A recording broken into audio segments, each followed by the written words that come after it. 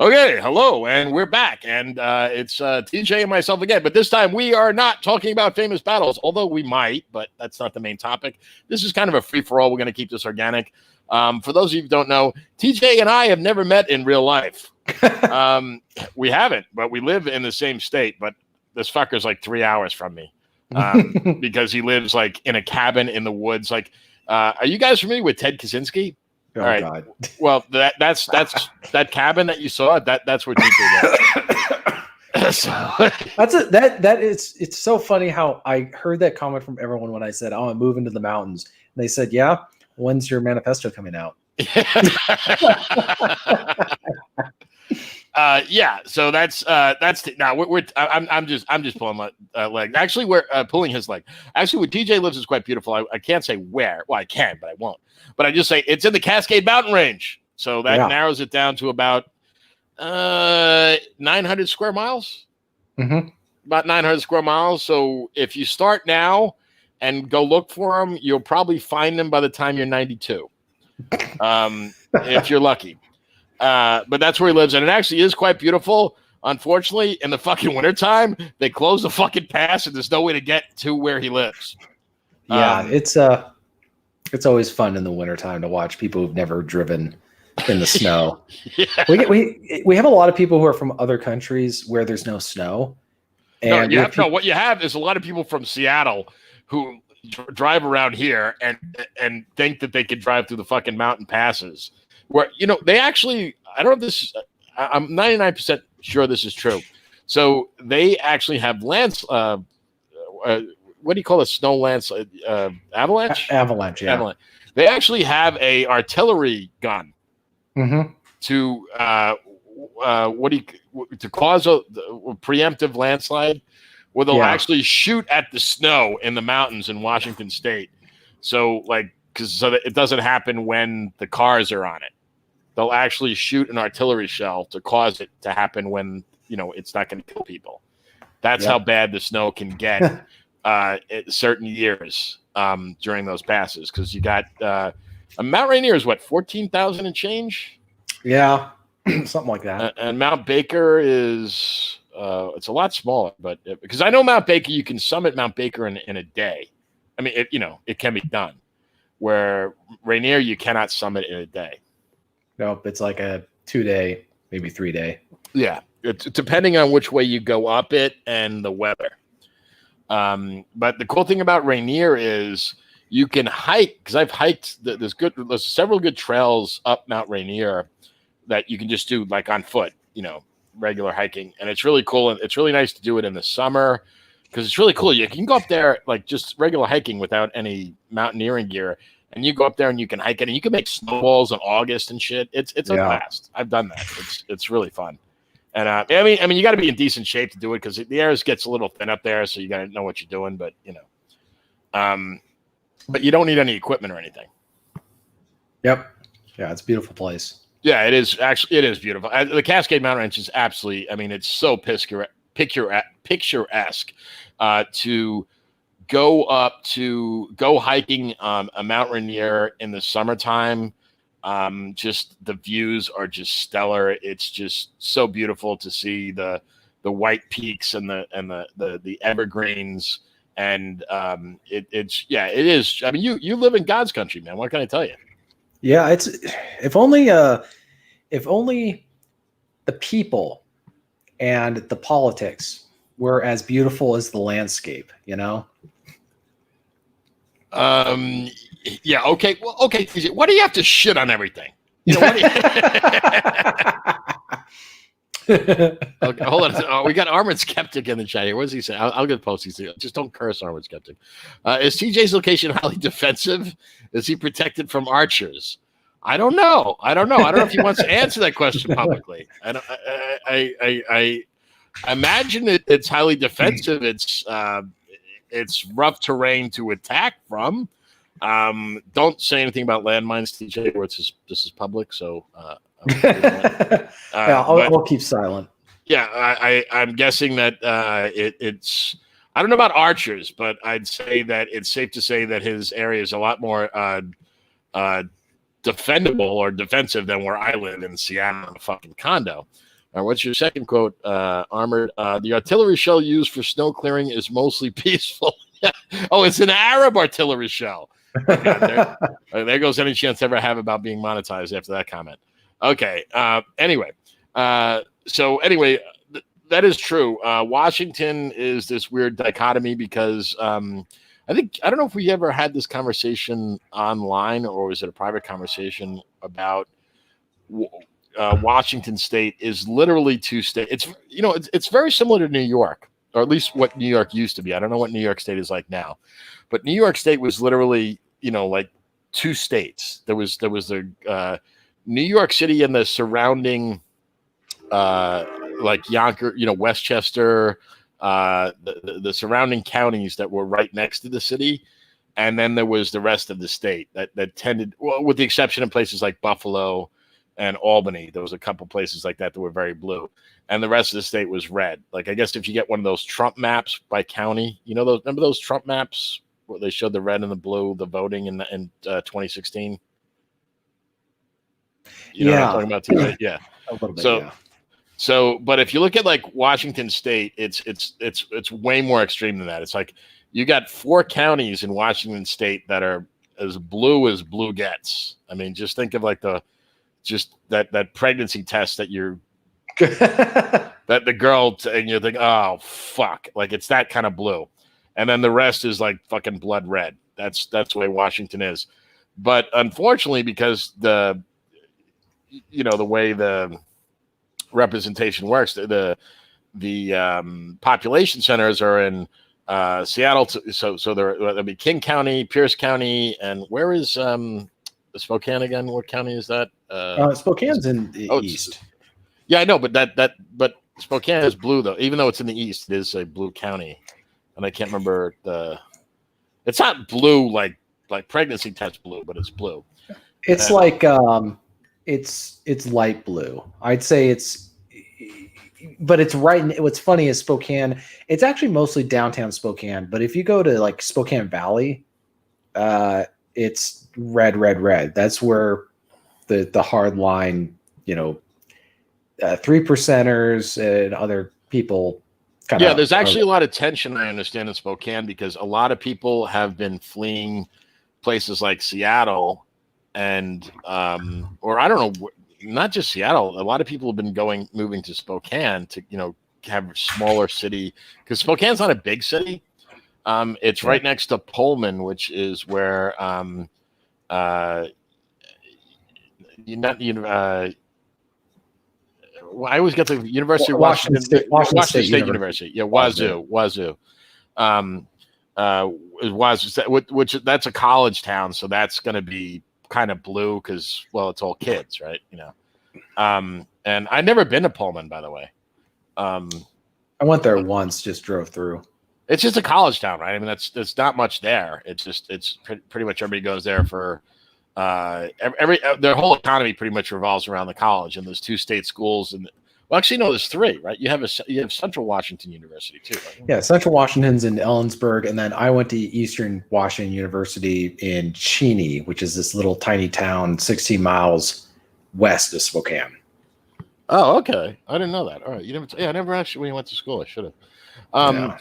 But for the most part, but if you look at Washington State on a map, it is very, very red because I don't know how many square miles Washington State is, but it's a big state.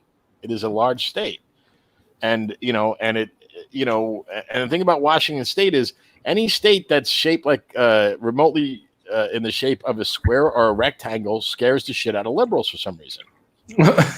Have you noticed this? They don't like states that are like in that kind of shape. They're always never thought of that. It's true. Look it up. They don't like states that are shaped like that. If it's like a square rectangle, no, those are evil people that live there. They just don't. They don't like. Well, that. We can solve that problem with Washington. We can split the state in half. I'd be with you, brother. I mean, there's all these crazy. Well, actually, here we go. We could talk about this right now because this is our free for all session. Hunter Biden. What do you think? What do you think about that young man? It sounds like I think that I'm trying to process let let me put it this way. It's the response to the release of this information that I've found more fascinating, because it's not like they're revealing anything that's shocking or surprising to men like me, where I just assume this kind of stuff goes on. But the way that they're very openly trying to prevent this story from coming out and this information from coming out, it reminds me of a video game that came out 20 years ago, more or less, called Metal Gear Solid 2: The Sons of Liberty. And the essential plot of that video game was the creation of this this device, or this software, the supercomputer type thing that would everything on the internet would have to be filtered through that before it could be seen by the public. So Twitter. Yeah. Okay. Yeah. I mean, it was at the time, because let's go back 20 years. There's no social media. There's no smartphones. There's basic, internet. But there's no high speed internet as we know it. But there's a lot of information being exchanged, and it's being done very decentralized and very. The internet in 2000 was very. It was email. Let's be honest. It was email. It was mostly email. Yeah, I mean, you had Napster. I think around that time you had kind of file sharing type stuff. So the idea back then is we need to centralize where people get their information. We now have that, and they got people to voluntarily get involved with those things. So I'm looking at that with the way that this whole Biden scandal went down and how the information is being blocked. And I just was thinking, this is where I get really frustrated with people who seemingly defend big tech as private companies. I see them as apparatuses of the deep state. I see them as apparatuses of the government. You have to be brain dead to think that the government doesn't have spies or agents or undercover people working at Facebook and Google and Twitter. Like not only does our government have people there, but other foreign governments are guaranteed to have people working there. Oh, fuck yeah. Come on. So if not, and they don't have to be, this is the other thing a lot of people don't understand. It's not like they actually have a guy that was trained in like the communist CIA boot camp or something like that. It could just be like some asset they have there. You know what I mean? Like some guy they're paying money to, and he, you know what I mean? It doesn't actually have to be some La Femme Nikita type bullshit or you know what I mean? Like it doesn't have to be full on James Bond, Yeah, this is where it's so funny how like a lot of people I know who are very conspiratorial about the government suddenly think it doesn't occur to them that big tech could be an extension of government in any way, or that government wouldn't like there's this clearly defined separation between deep state and big tech. And if it's not explicitly done by a government entity, then the government's not involved at all. As if somebody didn't pick up a phone and as if the CEOs of these big tech companies aren't politically incestuous relationships with the government. Like if you believe that, I got some oceanfront property in South Dakota, right next to Aaron Cleary's new house to sell you. Yeah, so I don't understand why anybody. I mean, we're living that reality, and so where information's been centralized. The information that people obtain has been centralized. And what about the argument of the argument of the Streisand effect?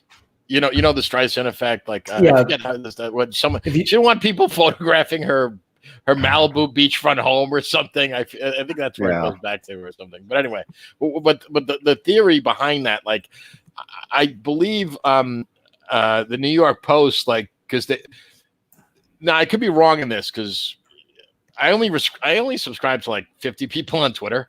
Because it tends to be like you. I subscribe to you. People I generally interact with, and Donald Trump, I subscribe to, and who else do I subscribe?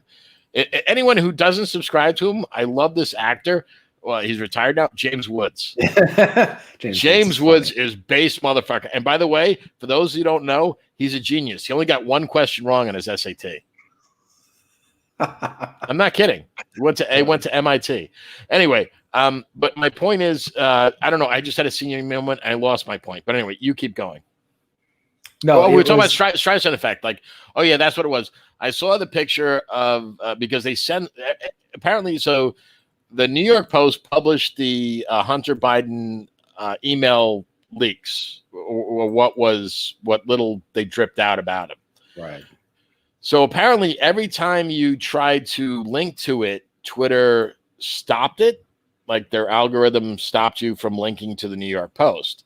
So what the New York Post did was, like, the next day, their title was censored. Like, yeah. So anyway, I don't know if you want to talk about that or. Yeah, it suddenly that was the story. Like the fact that the fact that they were censoring them became the story. And in my opinion, that's almost more of the story at this point than what Biden was. Not that Biden, I don't think that that's actually going to change much of the election necessarily at this point, but that's not really the issue. The issue is that you now have the big tech companies prohibiting people from posting stuff on their sites purely just for political reasons. And and also the hypocrisy of it was because their reasoning was, well, we can't verify it. And I was like, well, it didn't that's not your job. Well, not just that, but if there was no consistency then, then you couldn't verify, like, quote unquote Trump's tax returns, and it didn't stop you from posting them all over the fucking internet. So, Well, and also they say it needs to be verified. Okay, that's what an editor does for a news site. That's not, since when is it the job of big tech to verify a story? I mean, right. And what's that section of code that exempts them from any liability of that? See, that's what really all frustrates me is nobody wants to talk about that. They don't want to talk about the fact that the big tech companies have legal immunity. They're not liable the same way a newspaper is for what is published on their site. If a newspaper runs a letter to the editor on their site and it's libelous or there's defamation, they get sued. They are held liable, not the person who wrote it, the person who published it, and that's the newspaper. They're exempted from that because the idea is that it provides, it enables their business models. Now, a lot of people are saying, well, if you take that away from them, then we're going to get censored a lot more. And I'm thinking, you really think that they're going to afford to? First of all, their business model would collapse overnight, and you really think that they're not going to say, "Hey, we're not going to censor"? Like, they're not going to give up their legal immunity. They will play ball if it comes to that. I'm just amazed that they went all the way at this point. If nothing comes about from this, then we've seen the writing on the wall. Well, from what I understand, like Jack, I mean, I don't really know a lot about him, but from what I understand, like, he's a full-on nut job. The head of Twitter guy. So he just doesn't give a shit because he's a total ideologue. Well, that's the thing, is I think that they're not thinking this through, because now they're getting called to testify in front of the Senate. Yeah, but I'm not thinking a lot's going to come of that, because there's so many. That was a challenge with Trump. Was, let's be honest, most of the Republican Party was against Trump, and it's still most of the Republican Party, the establishment Republican. I'm not talking about the rank and file voters. Most of the Republicans who hold office in federal government are against Trump. They just can't say that now because it's their ass if they do. But they're against him. Like, do you think like Lindsey Graham would love nothing better than for Trump to, to be caught with, I don't know whatever. But I mean, I mean, Lindsey Graham, I don't trust that slippery fuck at all. I mean, I don't trust him either. Or I wouldn't trust. But the thing is that it's the political game that's going on. Yeah, that's an interesting point. Well, because I mean, who is it? I mean, someone we both mutually follow. Joe, am I saying his name? Joe Dolio? Am I saying him right? I like that guy. He's a security consultant, and he posted a thing about I think they call it the Lincoln Project, and basically it's a Republican anti-Trump organization. Which is funny. They pick a president. They name it after a president who suspended habeas corpus, imprisoned journalists, shut down newspapers, and put an open fire on New York City. An open fire and deployed troops during a riot. And then they turn around and accuse Trump, of being bad for thinking of doing some of these things. It's like, you guys it goes back to what I was saying in the previous live stream. These people have no concept of history. Well, as a quick aside to that, to not kind of politics, but and let's be fair, not everybody has an interest in history like you and I do. I mean, that's cool, right? There's guys who have interest in things that we don't. Some guys are really interested in, astrophysics, which, well, actually, I probably am interested. I just don't have the brain power to explore it. But it's how I always wonder, how do these people function in the world without knowing how the world got to be the way it is? Because how do you understand the present if you don't understand the past? Because my argument is you cannot. Well, I think that for them, they picked the Lincoln Project. I think it's all just to do with polling, rhetoric, I think. Or I'm not saying that it's good, but they're like, oh, well, let's pick the name of a president that Trump should be more like, a unifier, And I'm like, yeah, he didn't unify people with his words. he unified them by deploying troops into states that weren't going to be unified. Well, I heard a funny thing about the United States loves that we celebrate the presidents that have killed the most Americans. No. You ever notice that? If you look at all the presidents that are deified, it tends to be the ones that have killed the most Americans. I'm trying to think. I mean, Lincoln, Washington, Lincoln, FDR. Oh yeah, I see what you're getting at. Yeah, it's not a perfect comparison, and don't get me wrong. I mean, I'm a lover, George Washington, for example. It's not really fair to say he killed the most Americans because that we hadn't, when he was quote unquote killing Americans, we hadn't formed a nation state yet. We were just they may point out the Whiskey Rebellion, but even then, almost nobody was killed. Yeah, the Whiskey Rebellion was a very localized northeastern skirmish kind of a thing. Yeah.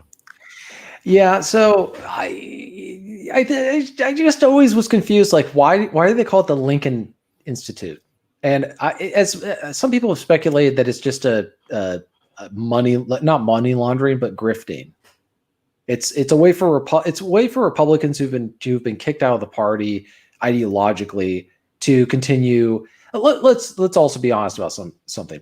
Much of what we see in DC about identity politics or ideologies, it's a way to make money. They don't actually believe. No. You remember that? I was watching that movie, which was not all of it was bad. And ironically enough, a lot of it was actually positive of Dick Cheney. But it was that film called VP or Vice President or whatever. It was that film about obviously Dick Cheney, and it was what was it? Christian Bale played him.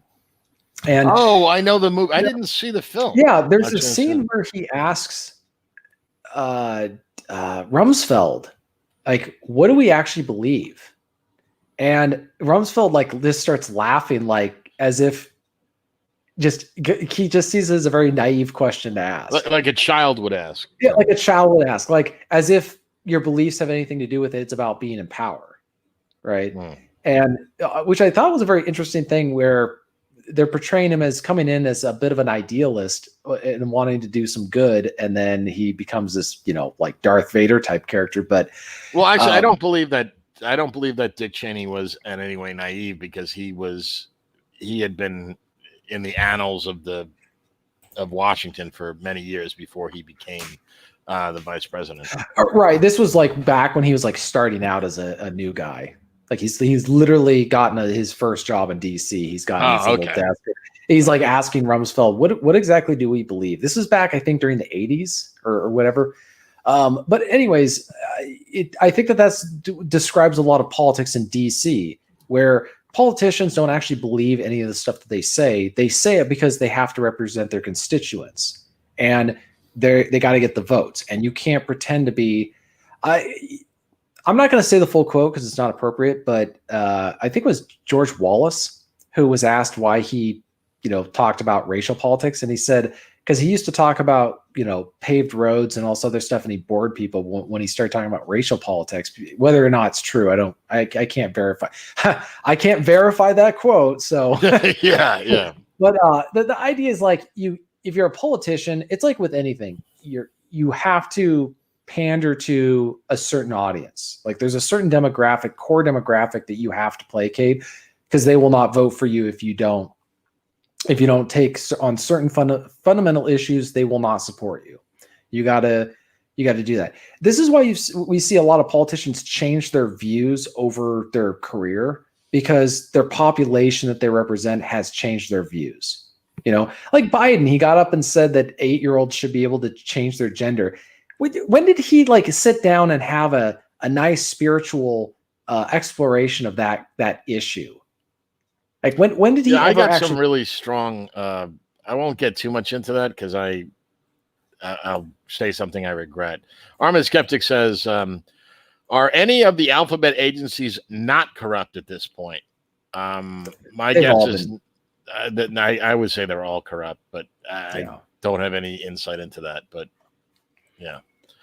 But yeah, you were talking. Yeah, like let's be honest. Like 4 years ago, the idea that an 8-year-old boy can say, "I want to be a woman," and if their parents object, like Child Protective Services can take the child away from his parents and give him hormone blockers.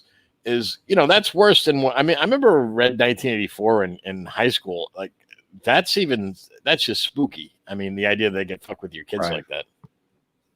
Yeah, and what's really where I struggle is like I see this stuff coming down the road. Like I know because I look at what they're advocating, because I saw this stuff five years ago.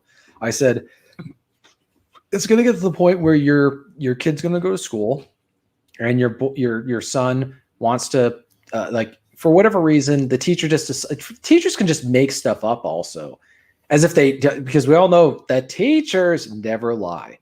They could say, well, we saw Timmy drawing, coloring in a little picture illustration, like a coloring book. We saw him use the color pink. So he wants to be a girl, right? And then they can go sit in there and tell him that if he says yes, everyone's going to like him and whatever. And he has no idea what he's saying at age 8 or 6 or whatever. And he goes, okay, whatever. And then they go and say, okay, we're going to get this paperwork done without the parents' knowledge. And then they're going to say, he's going to transition. And if you disagree, we're taking the kids.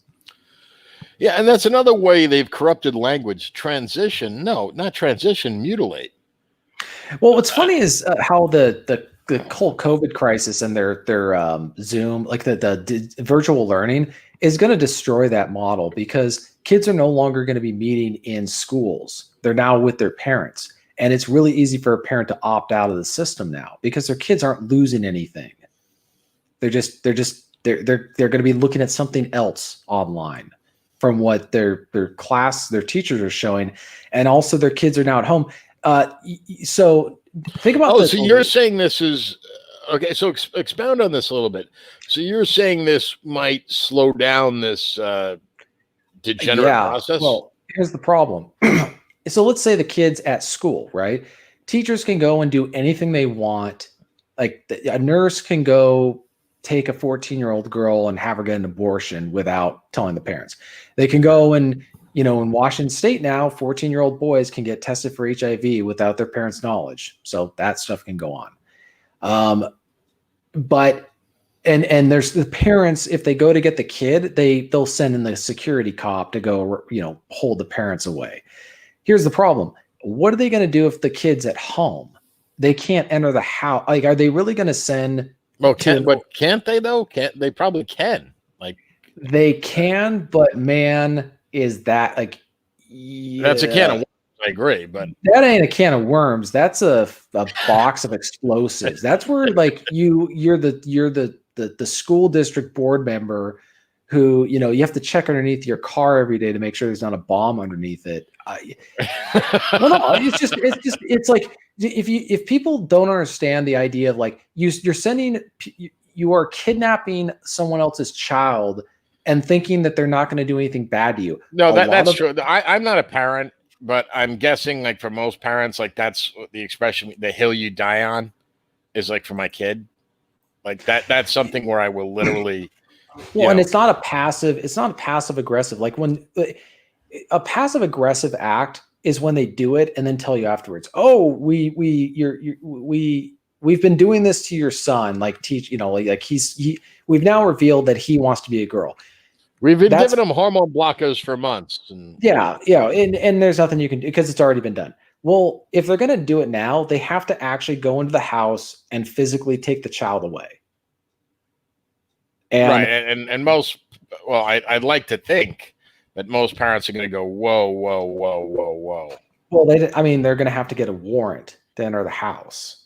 And then suddenly you get the politics of on what grounds can a school, and also parents can just easily unenroll. They can just say, but don't like, well, you can homeschool. You know, I don't know enough about the law about that, but I guess it would be very state dependent because there are some states like they could say, well, we can enter the home if the exigent circumstances is the catch-all phrase that they would use, protecting the child. They can kick in the door. So I don't know, you know, how that works. Yeah. But what happens what happens when a family unenrolls from a school district and the school district says, we're not going to let you?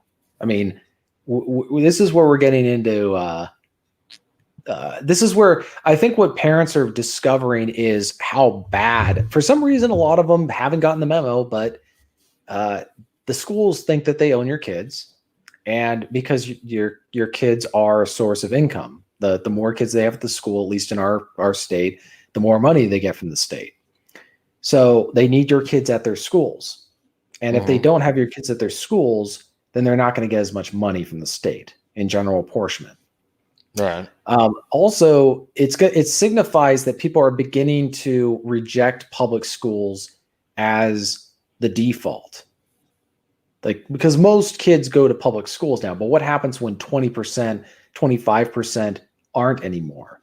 That's because then also those parents aren't going to vote for property taxes to pay for for yeah, that's another thing. I don't have kids, so and you know I'm sick and tired of having to pay for. It's not so much having to pay for other kids' education that bothers me, but it's how they are being educated, which I have no say in, and I'm paying for it. Right. And they're not even my children, so you're forcing me to pay for the education of. Basically, you're charging me to pay for indoctrination centers of other people's kids. I mean, I would find it offensive enough if I was being paid to indoctrinate my own kids. I wouldn't like it. You know what I mean? You see my point here? Yeah, I think that's what's so ridiculous about the situation is like not only do our kids mostly required just by default, you have to pay taxes to support the school systems. You also, if you want your views to be portrayed, they freak out and like, hey, you know, we got to keep this. We can't have those views in these schools. Well, wait a minute. If I'm going to be forced to pay you to educate my child, then you turn around and say that what I believe is not relevant to how he's educated. Like that does. It's such a weird concept, and it's so funny that the same people who scream, you know, freedom to choose or right to choose for abortion turn around and say that that shouldn't be the case with, you know, a woman can get an abortion if she wants of a child, but the moment the child's born, it needs to go to our school. Like you don't get to choose how to educate that child. Well, it's funny. I've been thinking about abortion, like, and full disclosure here. Look, I totally like those who have religious beliefs and stuff like that and believe abortion is murder. I'm not saying this, so I understand. Like for some people, that's like a huge thing, and I get it. But I will say this: my challenge with abortion is the father of the child has no rights. Right. So if you want to have an abortion, or okay, so I would say that if women want to have an abortion, okay, fine. If men are given the option for legal parental separation, meaning that they can do just what women do. They can say, all right, if if I'm a rich guy and some chick I knock up because she's thinking she's some star fucker groupie, whatever, knocks up, the way they do that. They get knocked up by a rich guy and then they're set for life, but I think that they should have legal parental separation for men where they say, all right, fine. But if women have that option, what about men having their reproductive rights, freedom? I mean, a woman can have an abortion. She has birth control. She has the morning after pill. Not only that, a woman can have a child, leave it at any hospital, police department, or firehouse in the country without without any legal responsibility. Right. They're allowed. Yeah. You could literally drop your kid off at a firehouse and nothing will happen to you. Yeah, pretty much. But if you're a guy and you don't pay your child support because, you got, I mean, here's a true story that didn't happen to me. It happened to a friend of mine.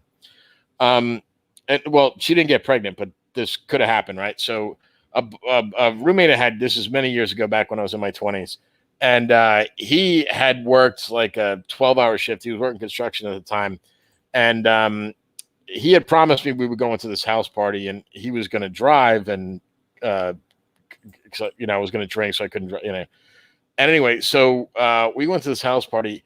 He ended up, because he was so tired from working, he ended up falling asleep in the coat room. You ever go to a house party? There's a room the bedroom where everybody throws the coats in. You know what I'm talking about? So he fell asleep. He wakes up with some fucking wildebeest, 240-pound bitch riding his dick. Oh, God. Luckily he didn't, shoot his load or whatever. But I mean, that's practically rape.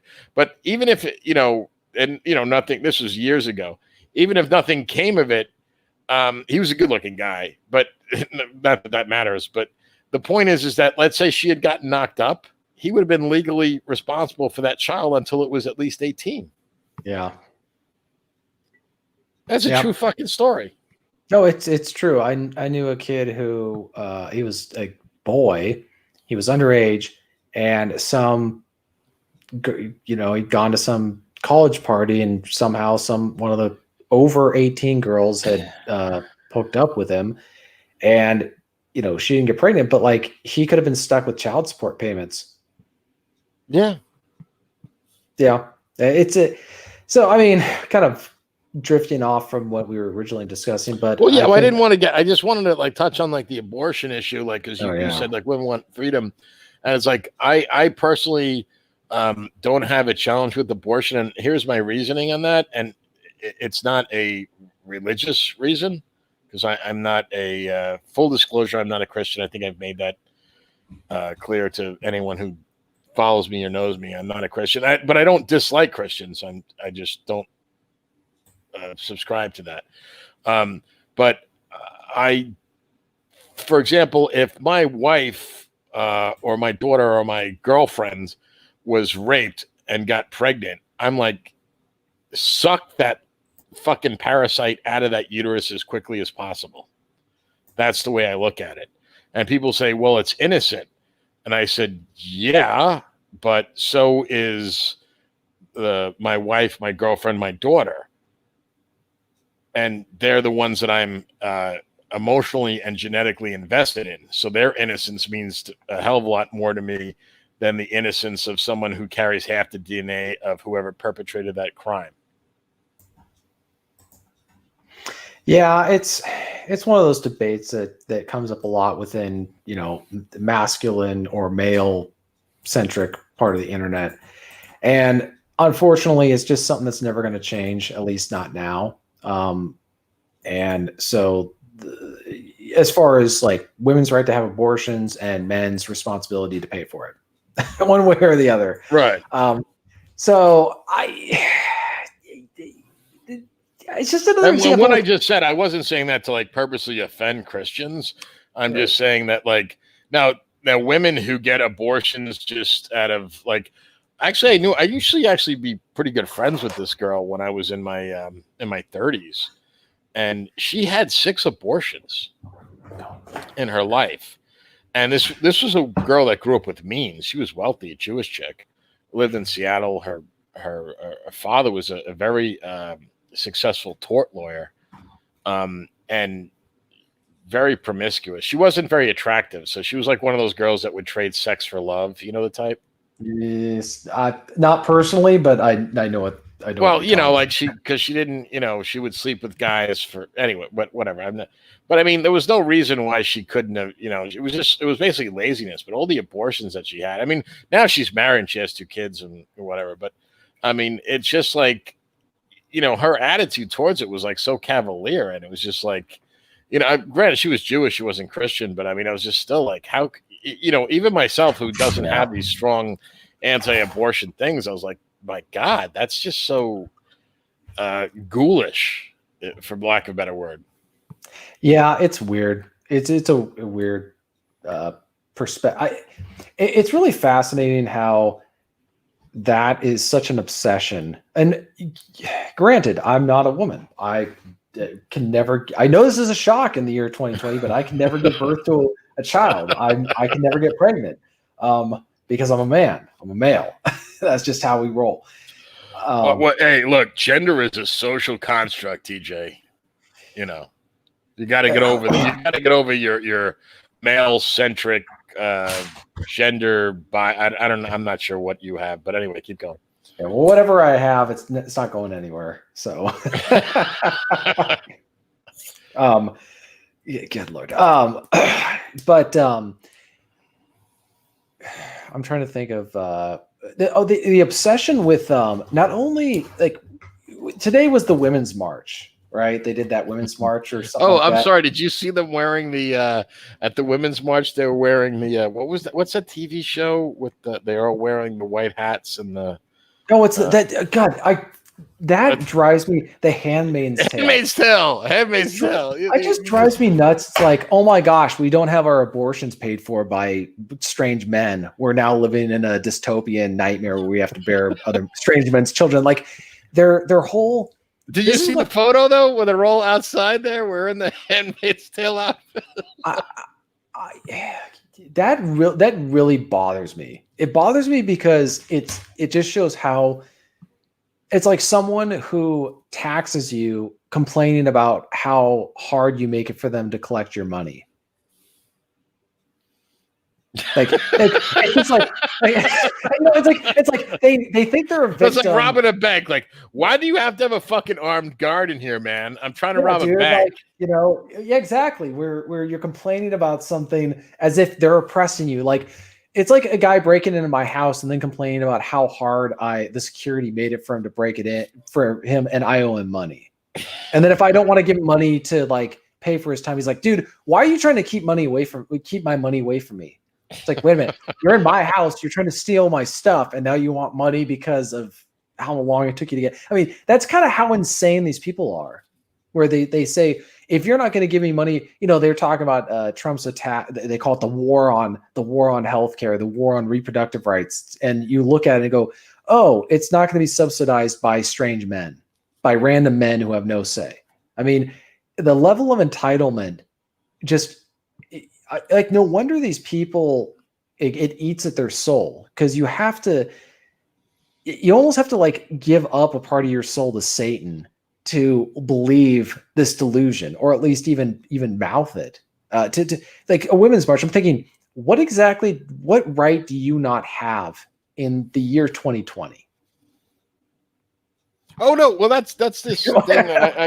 Well, no, that's the other thing. Like about women are claiming that they are oppressed. I'm like, well, this kind of harkens back to what we're saying about history. Look, women, if you read a book on history, women have never had life easier than they do now.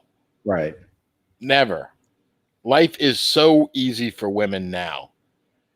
I mean, and if you look at like the stats, like I remember years ago when I first, the manosphere, for lack of a better word, I don't like that word, but I don't know what else to use.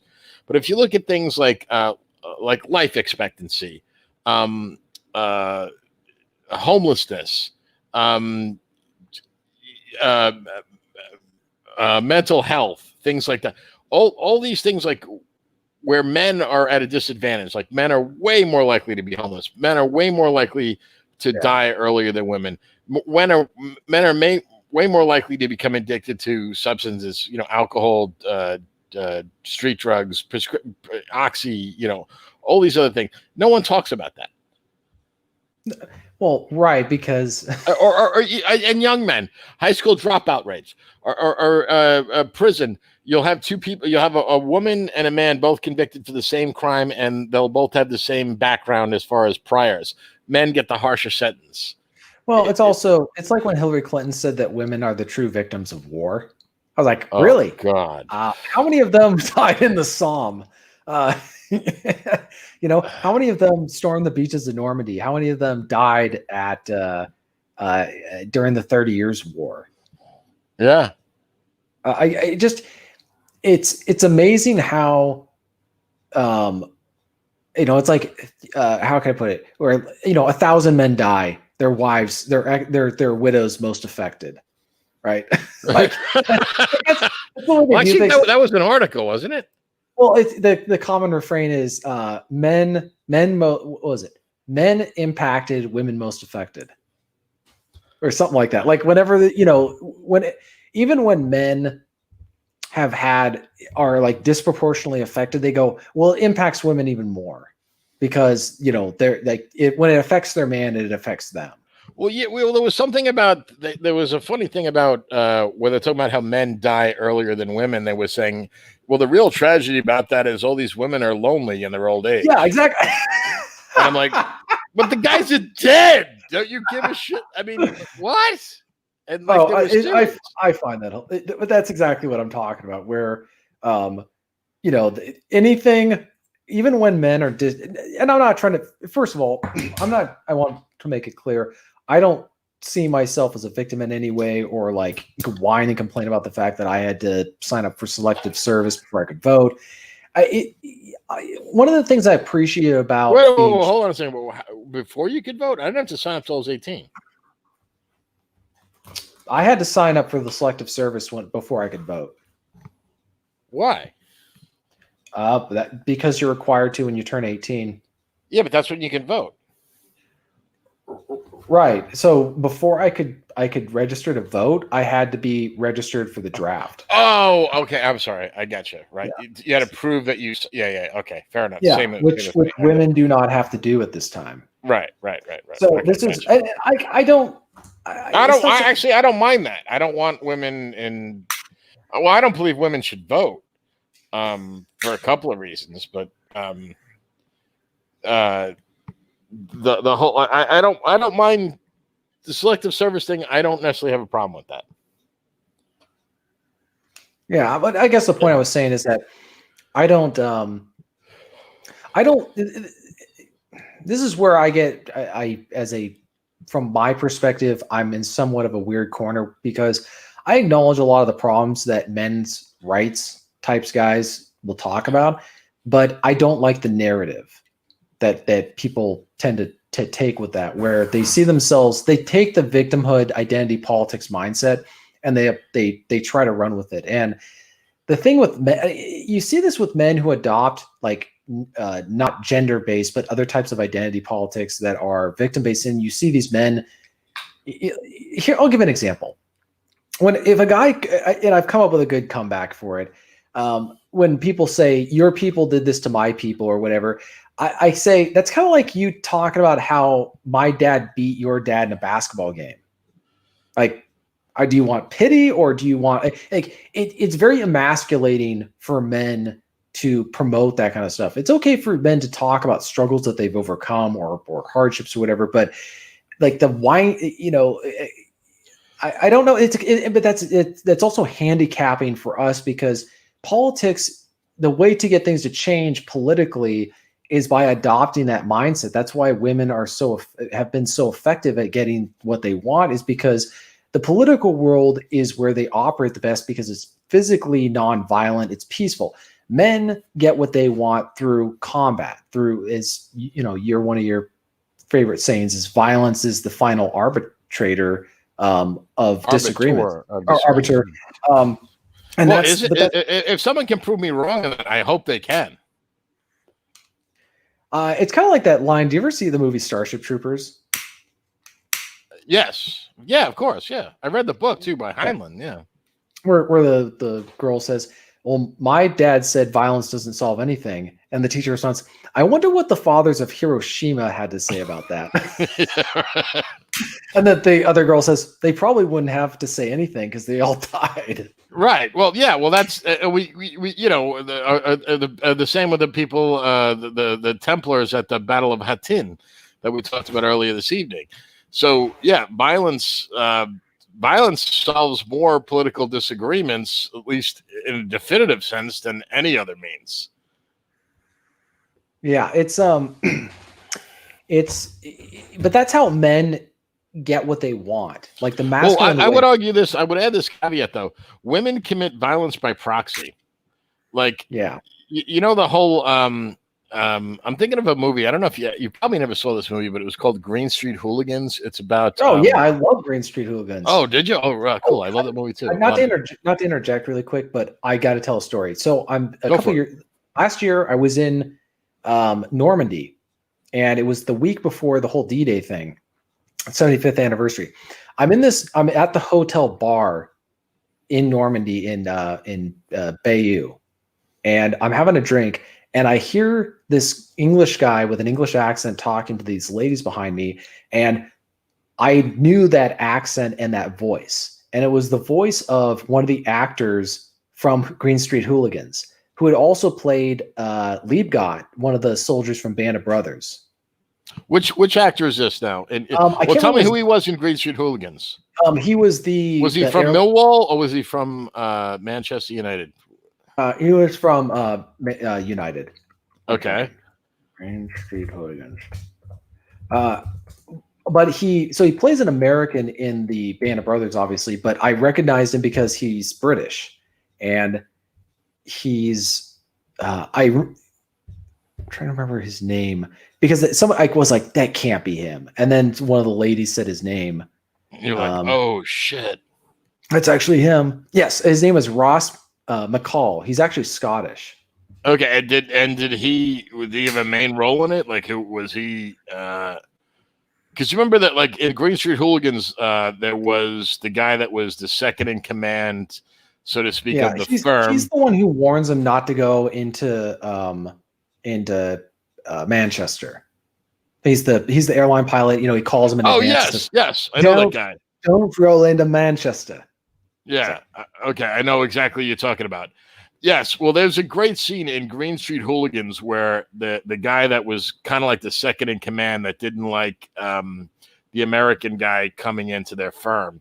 Mm-hmm. And there's a scene where he walks into the pub and he sees the American guy there, and he gets pissed off. So he gets on his scooter and drives to Millwall and goes to the diner there, as like kind of like an act of defiance. Yeah.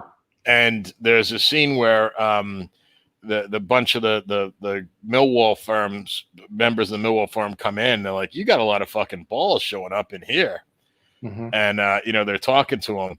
And there's a couple sitting at the table next to him. I don't know if you remember this scene. Yes, I do. I knew exactly which scene you were going to reference when you said it. And then like the girl is like talking, and the head of the Millwall firm tells the guy, keep your bird, as they would say, quiet, could you shut her up, Yeah.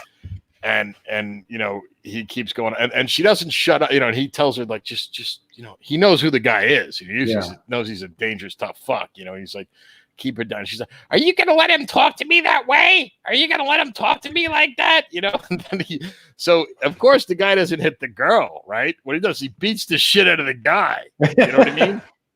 So it's like the guy suffers the effects of the women. Just, will you just shut? He's like, does she ever shut the fuck up? Does she ever shut the fuck up? Well, he's smashing his head into the table. Well, you see, that goes. You know what? I'm not.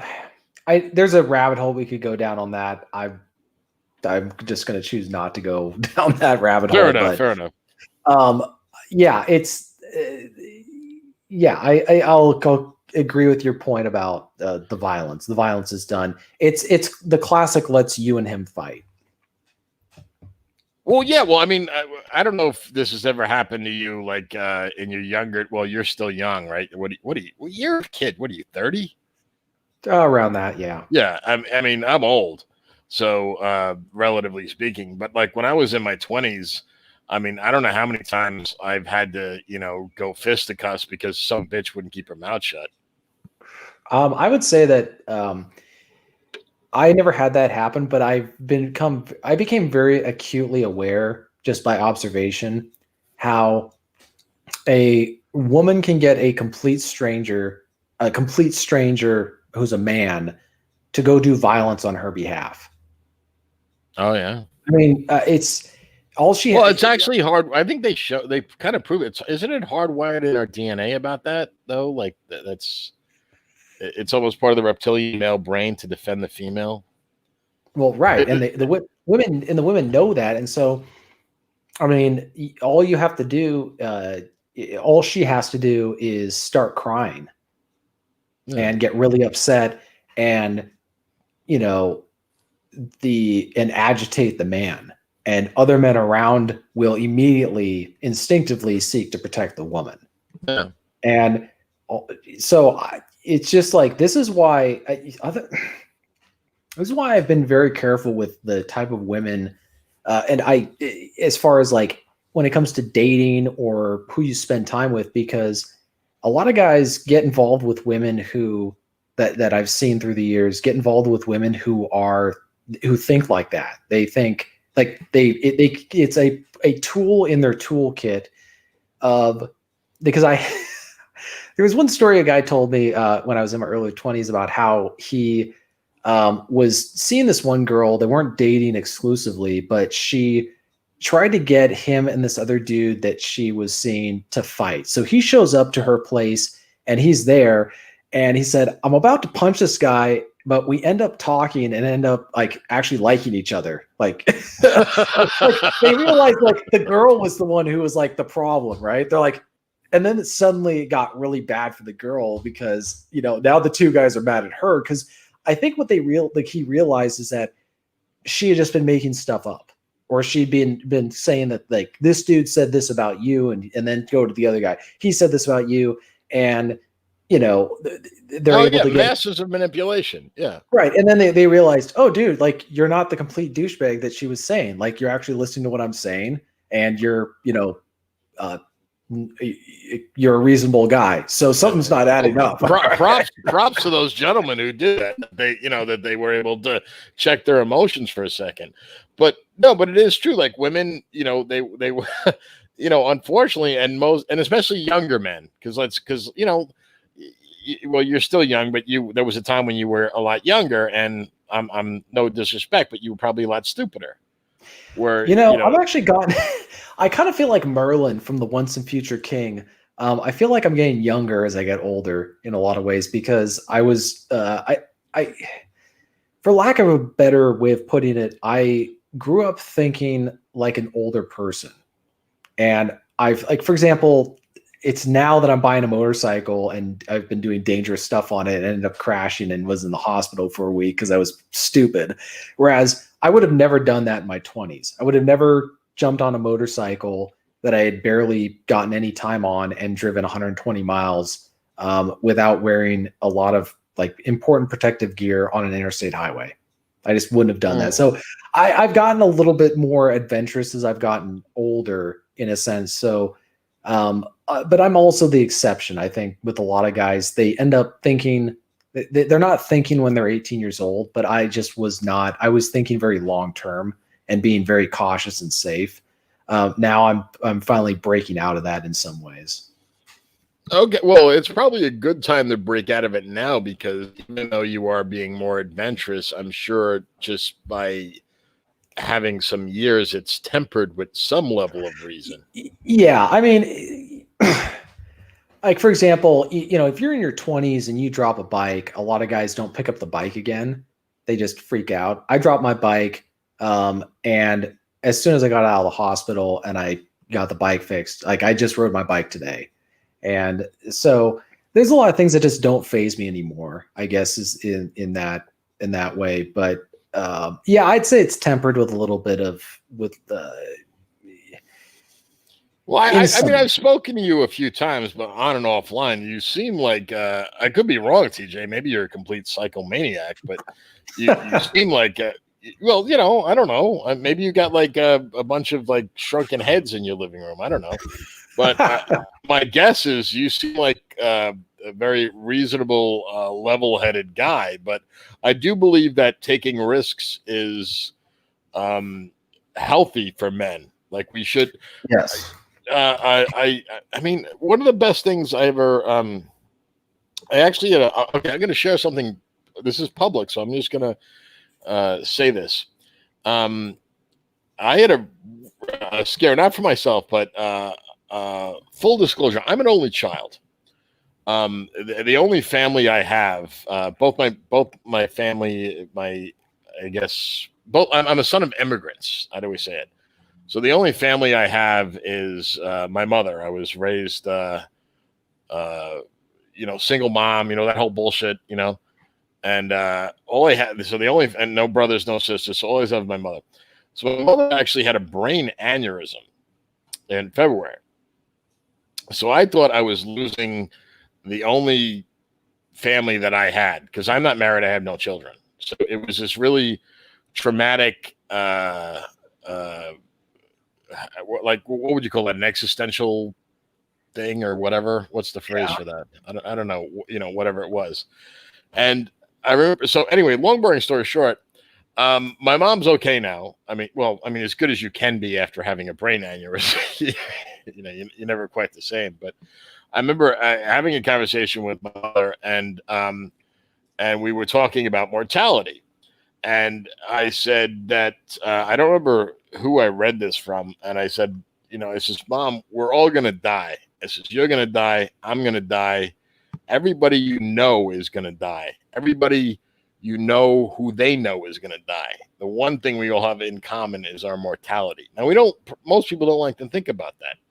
But I said, when it comes to death, I said, you should respect it. You should avoid it. But you should never fear it.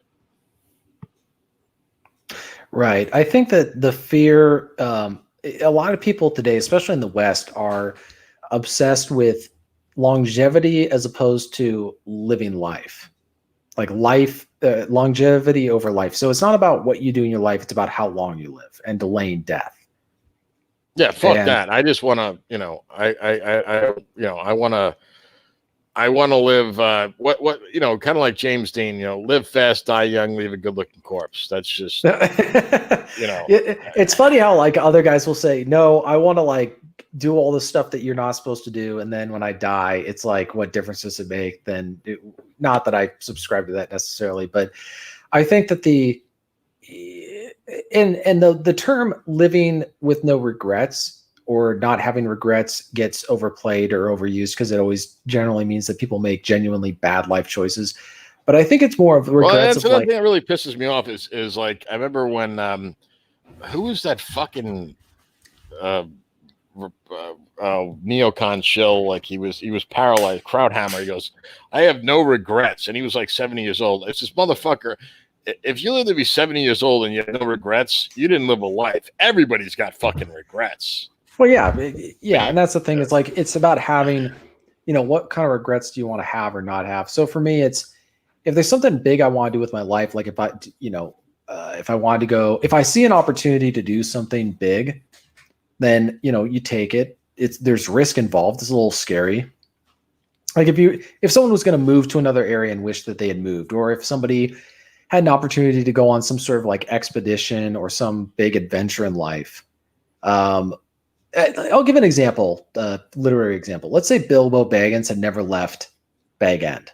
He had just stayed there. He hadn't gone with the. Yeah. He probably would have lived a very ordinary, unadventurous life. I wonder how much regret he would have had later on. And that's a literary example. It's fictional, but that's a fate I would not want to have, where you could have done something with your life that you would look back fondly on. But I'm also the type of person who looks at the alternative of what could have been, and maybe too much so, but that's where I see a lot of people where they're making choices where it's like, dude, if you'd done this differently, or if you do this differently, this is going to produce a different outcome, where you're almost able to see what people could do, what could have been, or what could be. Well, actually, go back on that. When you said people, I lost you on that last part. What people are looking back at what could have been, could it be? Well, let's say like somebody had an opportunity to.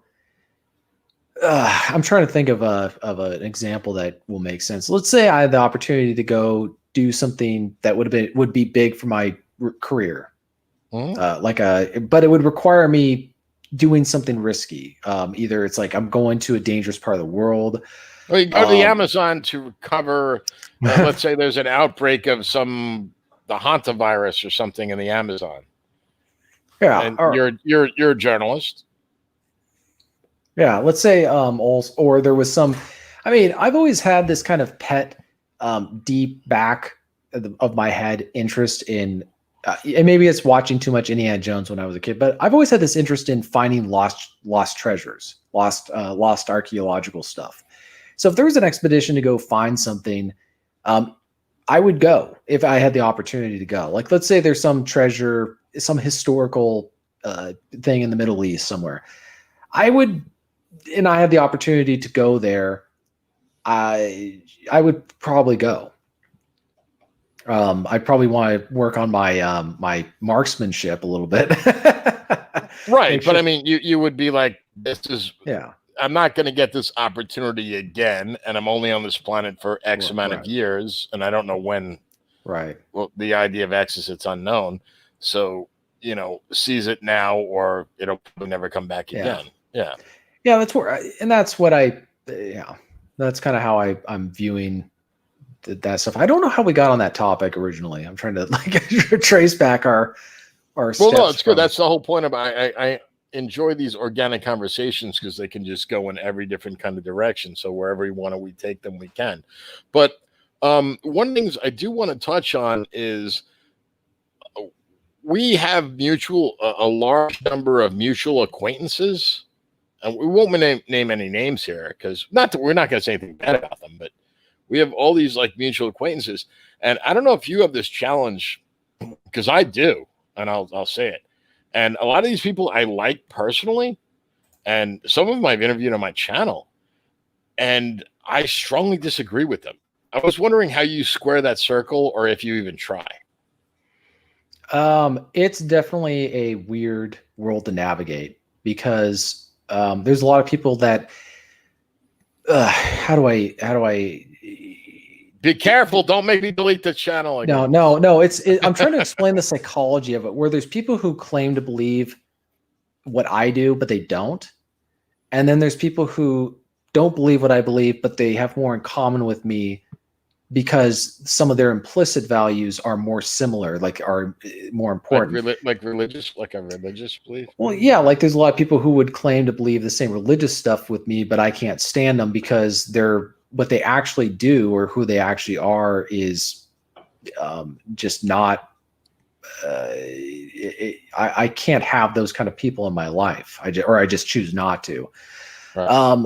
And some of my views are just my temperament and personality is being independent minded and being willing to follow things that even if they make me uncomfortable. I would also say thinking outside the box and thinking independently is part of that.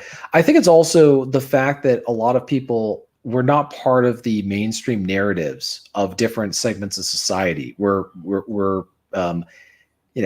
we're misfits in that kind of sense. So that's the one thing that we have in common. Is it? How do I, wrangle with that? I would say that I accept it for what it is, and don't really give it or I try to not give it too much thought beyond that. But I'd say it's frustrating in the sense that it makes life very much more complicated than somebody who is in a community where they have those same values. It does complicate things, because there's things that it means that the friendships, relationships can only go so far. They're just not going to be. Because I mean, like, the challenge that I've had is, like, I don't know if challenge might be too strong a word, is because, like, I've always stayed true to, like, what I believe in, but I've noticed, like, a lot of people who, like, they may like me, but then when they find out that I disagree with certain things that they promote, or people that they promote, I become persona non grata, if that makes sense. Yeah, I've always found that interesting. I've never had the pardon the expression, but I've never had the privilege of being able to like cut someone out of my life because I disagree with their views, because I've been surrounded by people like that my entire life. That's like I'm not actually it's a very weird play. I don't know what it's like to be in a room full of people who agree with me on, like, the top key issues. It's a very weird environment. If I was in it, it'd be very weird. But a lot of people are used to that. They're used to either that, or they aren't secure in what they believe, or they tie that in with their personality. It depends on who the person is and what the belief is, but I've never. Well, no, I was more talking about it in the, like, this online culture where everybody, like, I mean, I don't really have much of an online presence. I mean, a lot of people know who I am, right. But I don't have, like, it. I'm not monetized or anything like that, but people know me because I've been, around for a little bit. But a lot of people I've noticed, like, I will criticize. How do I say this? There's some people, let's say, that have a YouTube presence, and they're friends with people, and then they're friends with me, like, online. Like, maybe I was a guest on their channel and they were a guest on mine, whatever. And then I think these people are hucksters, grifters, whatever. And all of a sudden, like, they feel like it's almost like they're worried about their brand or something. Does that make sense? And it's like,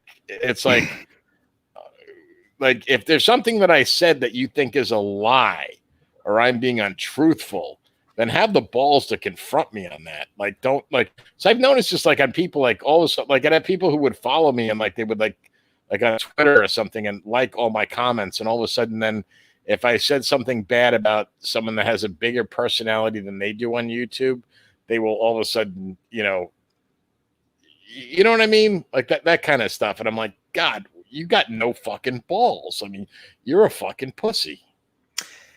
Yeah, I've never really caught up, or I've never really gotten involved in or been in those kind of situations, but I also just don't.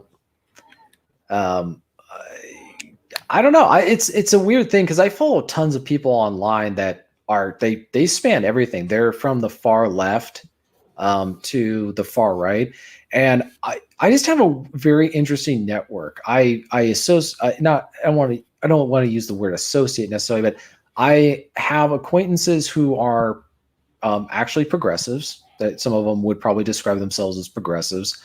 They probably aren't aware of my views because I'm not a barbarian. I don't, like, argue with them, and I don't talk to them about what I believe necessarily. And then I've got people who are in the middle, and I've got people who are, are atheists, and I know pastors. I know people who are have unique alternative lifestyle choices, and I know people who are are conspiracy theorists. I know people who believe everything the government would tell.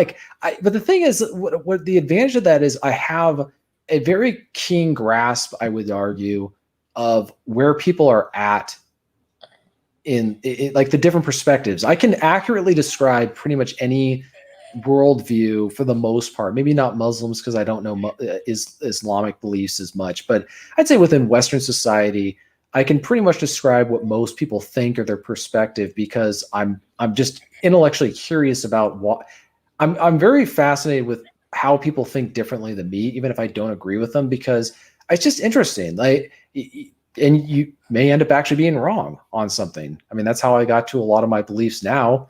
I think very differently than I did as early as 2 years ago on some stuff. Really? No, I mean, that makes sense because, you're quite a bit younger than me. Yeah.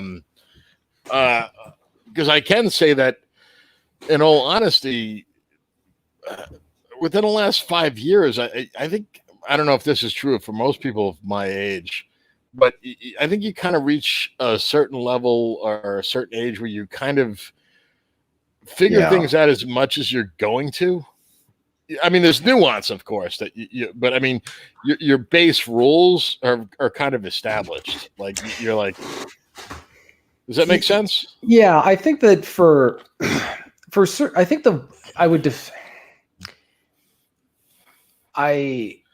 like, for example, I'm not going to become a Mormon at this age. All right. Yeah, I there's certain views that I've already made up my mind. I'm never going to, I'll never believe that stuff. For me, it's more of interpreting how things work in the world. For example, politically, I used to be very strongly libertarian. And in a lot of ways, I still adhere to the philosophy on a lot of points. I think it has a lot of consistency and worth. Where I've walked away from a lot of that stuff is it's not a accurate lens from which to figure out stuff, where you use the wrong paradigm or lens, to use that word again, to look at what's going on. For example, people want to. It's like if someone was looking at the Irish Troubles that came about in the 1960s through 1999, when the Good Friday Agreement was reached. If you look at it from a religious perspective, it's going to be confusing because there's no theology that's being argued in these conflicts. No, actually, for those who don't know, I know you're very aware of this. He's talking about the Ireland, the IRA. Basically what was going on, and I know a lot about this because my family, I don't know if TJ, you and I have discussed my history on that, my family history with the IRA. You didn't. Oh, okay. We could talk offline about it. I don't know if that's something I want on. I gotcha. I could imagine. No, just for the right. No, I never blew up shit. But yeah, you were in America. My family was, like, I'm the son of immigrants. Let's just put it that way. No, the IRA is a leftist communist organization, and they use the Catholic Church as a recruiting tool. That is, and I'm sure that's going to offend Republicans. Irish Republicans. How confusing must Irish politics be for Americans? The Republicans are the left wingers. Exactly. As soon as I said it, I was like, oh shit, no. I'm talking about the IRA sympathize Sinn Féin. We ourselves, which is that's how that. For those who don't know, that's what that means in English. We ourselves. Right. Did you know that? That's what Sinn Féin means? Yeah, I actually studied a little bit of Gaelic a couple of years ago. Do you know what Erin go Bra means? Yeah, it means Ireland forever. Yeah. All right. Oh, fucking A. Got a fucking scholar on my channel. Okay. Yeah. Anyway, yeah. Fa means clear the way. Yeah. So, oh, wow. All right. So anyway, back. So you were saying, you had mentioned the IRA as an example. Go ahead. What I was saying was, like, you have to use the right lens to analyze what is actually going on. So I'm watching that with libertarians who are trying to understand what's going on in America right now, and their analysis, their commentary is just it's like somebody who doesn't understand a fight, like what an argument is over. because they see things from a freedom versus tyranny, and that's it. That's the only way that they view things. It's like, is there less government? Is there more? I wouldn't even say freedom versus a binary argument. Well, a binary argument that really isn't what's being fought over. And that if people don't organize themselves, they don't identify by how much freedom they want. Like there's no movement that's ever going to be successful, and that's not how people organize. They organize by race, religion, and culture. I mean, that's but the one argument I have, and this is how I define myself, if people have to pin me down and they says, what is your political or ideological belief as far as it relates to a group, I say I'm a tribalist. Right. That's that's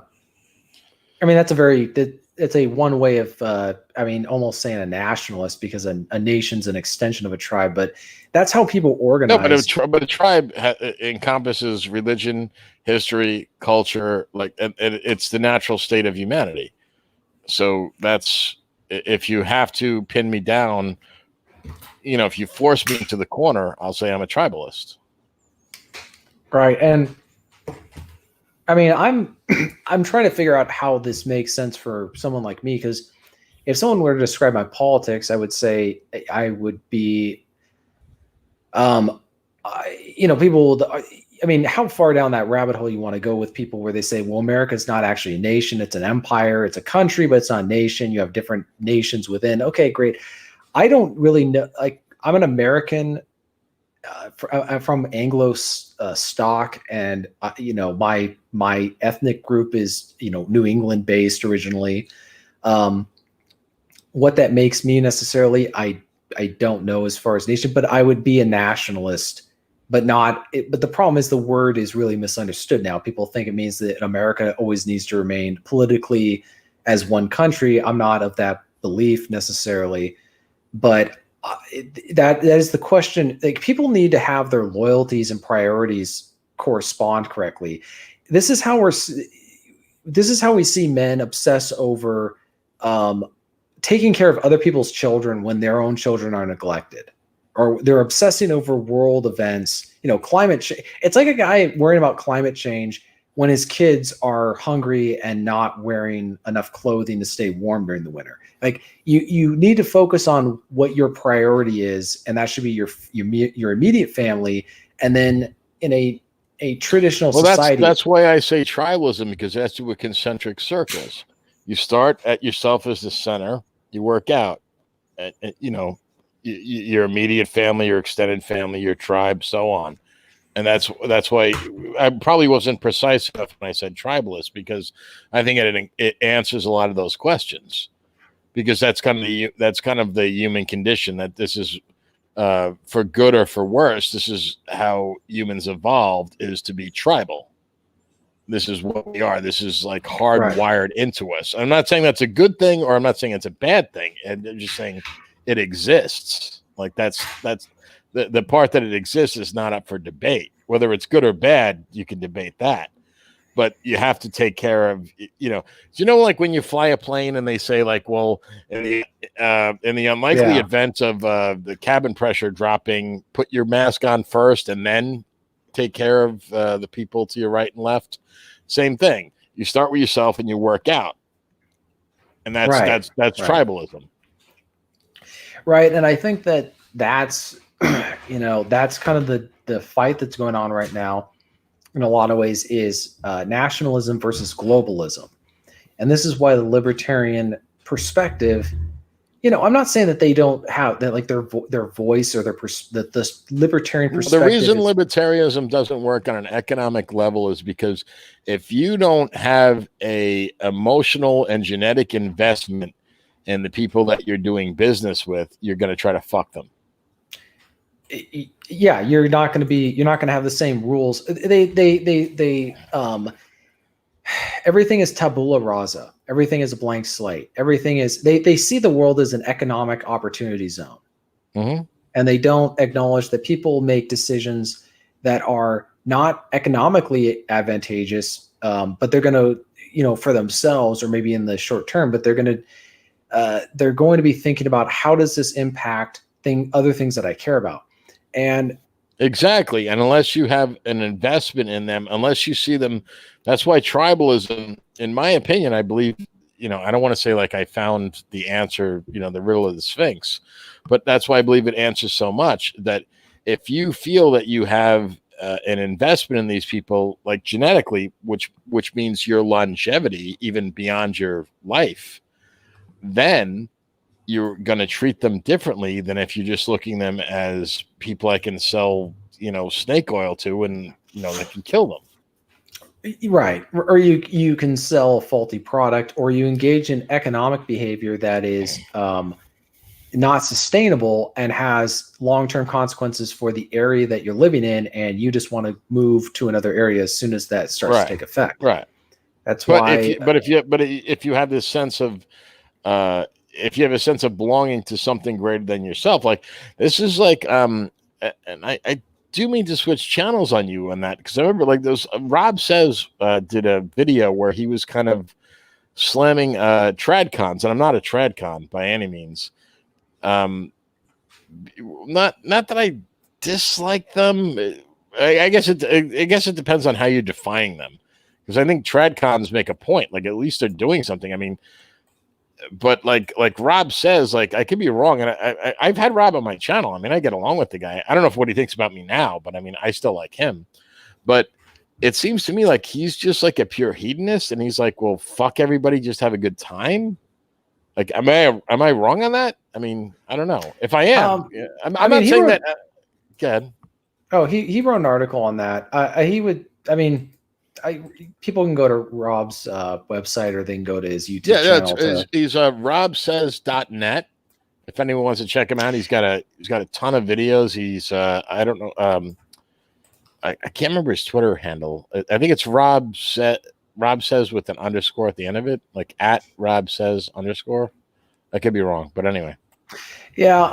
The problem I have with tradcons and with other, and which is funny because I come from I see them as like just another strain of leftism or liberalism in my, like, that's how far back, people, TJ, you want to go back to the 50s. I'm like, yeah, the 1150s. Like we need to go back. But the thing is that they're trying to take changes that. I just got to say this, like this whole thing that was saying like tradcons want to go back. I'm like, whoever said they want to go back? I was like, say, well, they want to go forward. They just want to.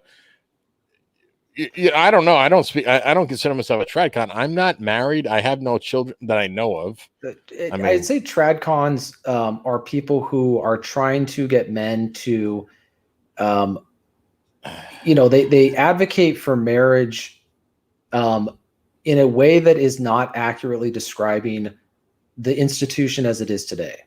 What they're doing is they're not. What if they accurately described marriage and still said, well, what's the alternative? Like, that's a legitimate. Here's the question I have, like, for people like, I don't want to single out Rob Says, but he's just someone that he's actually been on my channel and I've spoken to him. And it's like, well, and he was married, and this is, I'm not outing him. He's outspoken about this. This is public record. So he was married. So like, is Rob Says saying men shouldn't get married, or only simps should get married, or betas should get married? I mean, if alpha males should not get married, I mean, I'm kind of, it seems like he's poking holes in other people, but like not giving all. So then, what are you saying then? What should people do then? I don't get it. I think that for some men in the, I don't want to use the word manosphere. We need to come up with a new word. I agree. I don't know what it is though. I'm going to spend the weekend thinking about another word, because we got to come up with another word. You're a journalist and a wordsmith. You'll figure something out. Yeah. Yeah, something that works. But they're not concerned with anything that happens, what happened before they were alive, and they're not concerned with what happens after they die. And so, I don't get that. I'm sorry, I got to interrupt you here, and I've done this a couple times, and I'm really. But there was a tweet by Jack Napier, who I also interviewed, but really sweet guy, by the way. And he's ballpark your age. Yeah, he's around my age. Yeah. Yeah, and it was really kind of funny because I could have sworn this guy was British. I thought he was Scottish. Well, same. Well, to me, same difference, right? Anyway, actually, I shouldn't say that. I'm Irish. Oh, so no, shots fired. Shots fired. Yeah, no. I remember him, and I remember him telling me, he's like, "No, this is." He goes, I just started talking in English, and this is how it came out. And I was like, "Holy shit!" All this time I was listening to, because I liked this channel, I really did, and I still do. I watch him. I watched him the other night because he's like 8 hours, 9 hours difference from you and I. Anyway, So, oh God, now I'm blanking on what was I going to say about. Well, I know what you're going to talk about. You're going to talk about the tweet that he wrote in response to what Ryan wrote in response to what I wrote. Yes, about Ryan. So Ryan wrote, there was a tweet about blood. He said blood is not thicker than water. And look, I'm not speaking for everybody here, okay, but I don't know how many men can say this. I didn't meet my father till I was 21 years old. Okay, I'm guessing that's a minority of men in the world that can say that. Right. It's uncanny. How similar you guys are. Yeah, it's frightening. And you know what's funny is even Rob wrote a post on his site about how his ex-wife's daughter, they like long story short, I'm paraphrasing. One of them never saw the mother or whatever it was, but she ended up becoming just like her mother, despite not having any kind of relationship with her for a significant amount of time. So the point of his blog post was, look at the mother of any girl you're dating, and that's who she's going to become when she gets older. So, and I get what people mean when they say, let's do a little translating, because, people, we need to do this with what people say and what they're actually meaning especially online. When people say blood is not thicker than water, what they're saying is that they shouldn't have to maintain a relationship with family simply because they're blood.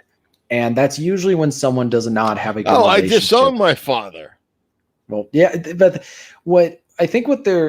no, but I'm saying that I am not just my father. I am everything that led up to my father from the primordial ooze. And to deny that, to pretend that you are just, now I'm starting anew and I'm redefining myself. To me, that's a narcissistic child. Well, I'm going to just say that I think that my tweet was misinterpreted. People are confusing two things. I'm saying that what your ancestors did is that's how it led up to where you're at. And so, honor that. Well, I would say that I'll give an example. Like, let's say with Howard Hughes. I was thinking about this actually when I was on my motorcycle ride. Howard Hughes was born into a family of wealth. Mm-hmm. And he immediately used that wealth to pursue his ambitions of being, flying the fastest planes, being a movie star, dating movie stars. And alpha. Even if Howard Hughes had been born to a middle-class family, he would have still been very intelligent. He still would have been very ambitious. But where he would have been in life starting out would have been very different because of his dad's life choices. If his dad had not invented this drill bit that could drill at a different angle than other oil drill bits, that's why he made his fortune, Howard Hughes would have had to spend much more of his life getting to where he started out when he inherited the company when his parents died. And so, but the other thing is... No, well, just a quick aside about Howard Hughes. Not only having all those ambitions, back in his day, you had to be 21 to be considered an adult, and he actually petitioned the court to be emancipated to take over the company. But anyway, keep going. Right. So he was born with genetically, like, you talk to anyone who has had talk to any parent that has like 5 children, right? And they'll tell you that like there's certain children that they know are well, they won't ever say it this way, but certain children they know are morons, certain children they know are daredevils, certain children that they know are artists, whatever. There's traits in them that have nothing to do with nurture, zero to do with nurture. They're Right. all due to the genetic lottery, and that's what it is. It's a lottery that determines that. But keep going. Yeah. So I guess the point that I was that I'm trying to make with people is that you are where you are because of decisions your parents and great grandparents and parent and like you are where you are because of the decisions that they made.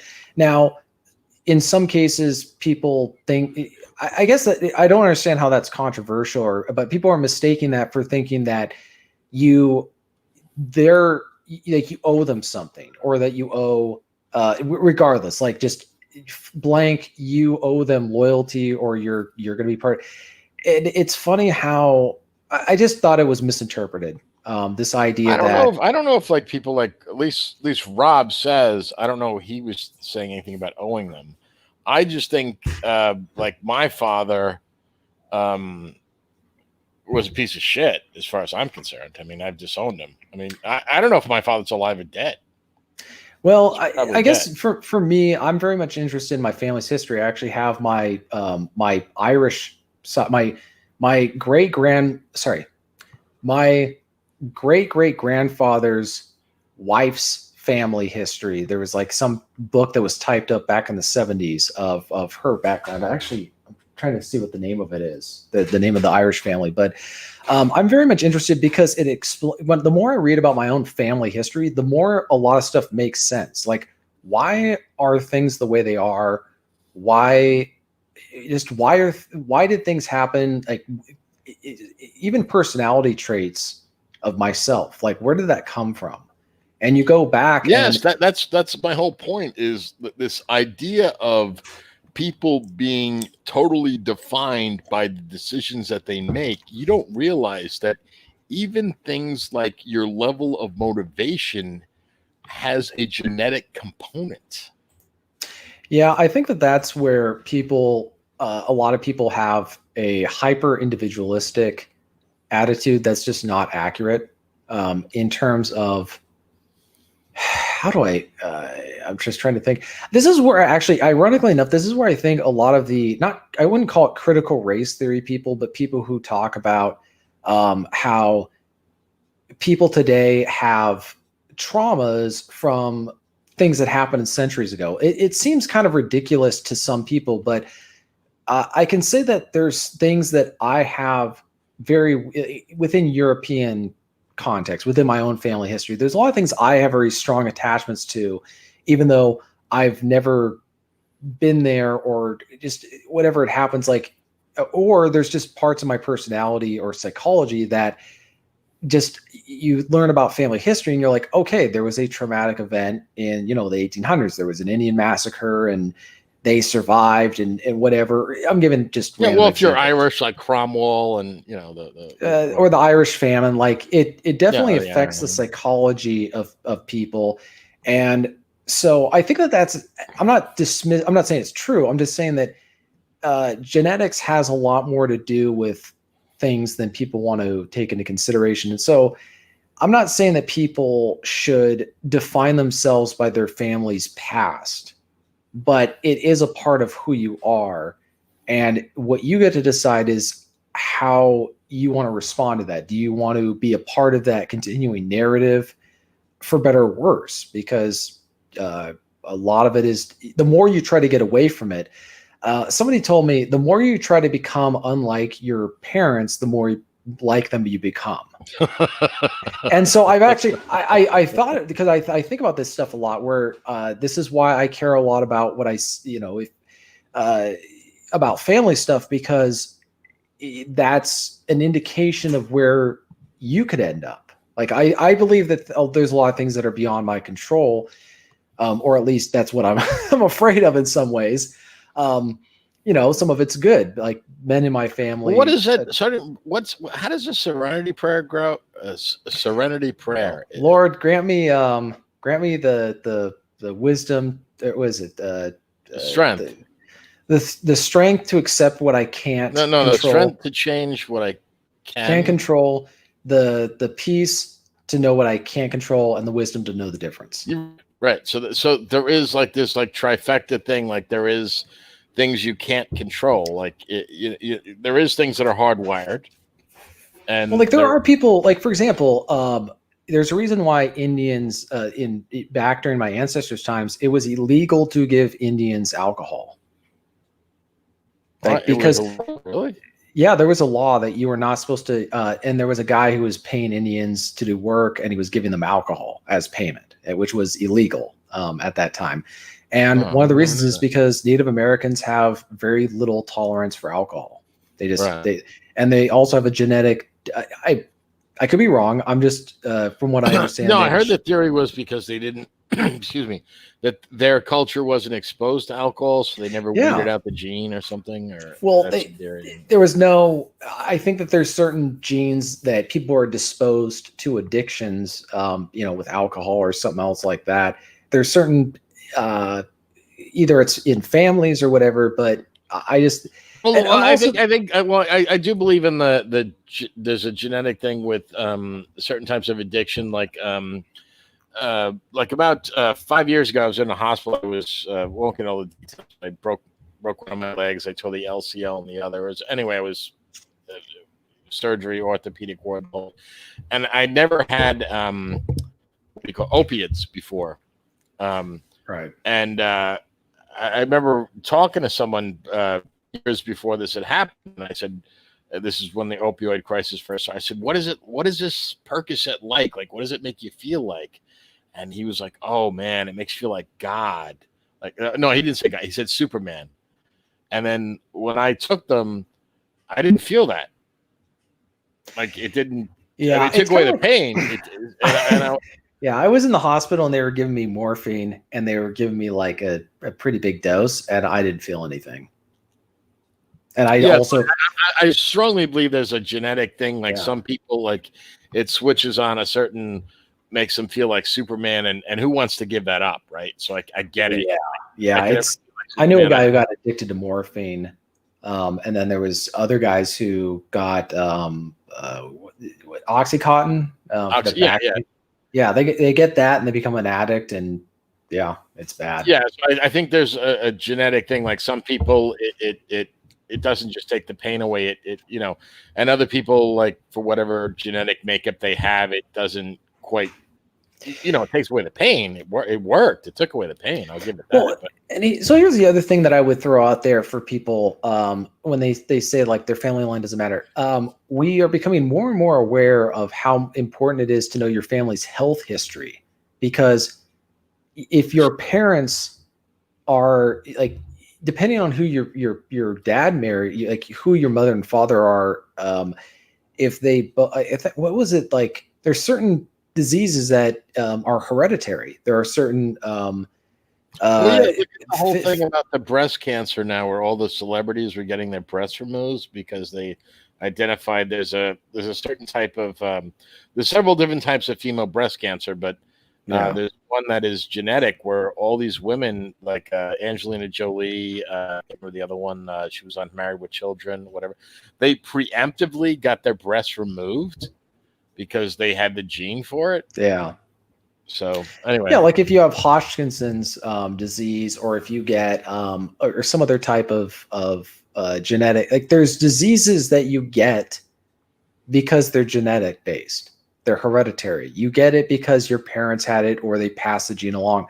So and some of these can impact your life. Like I know somebody who had, it wasn't a cancer, but it was something that's basically completely transformed I don't want to use the word transform, but I'd say it's like a permanent lifelong condition that really affects what they can do. And so it's easy for people who are in good health to say that your family line doesn't matter, but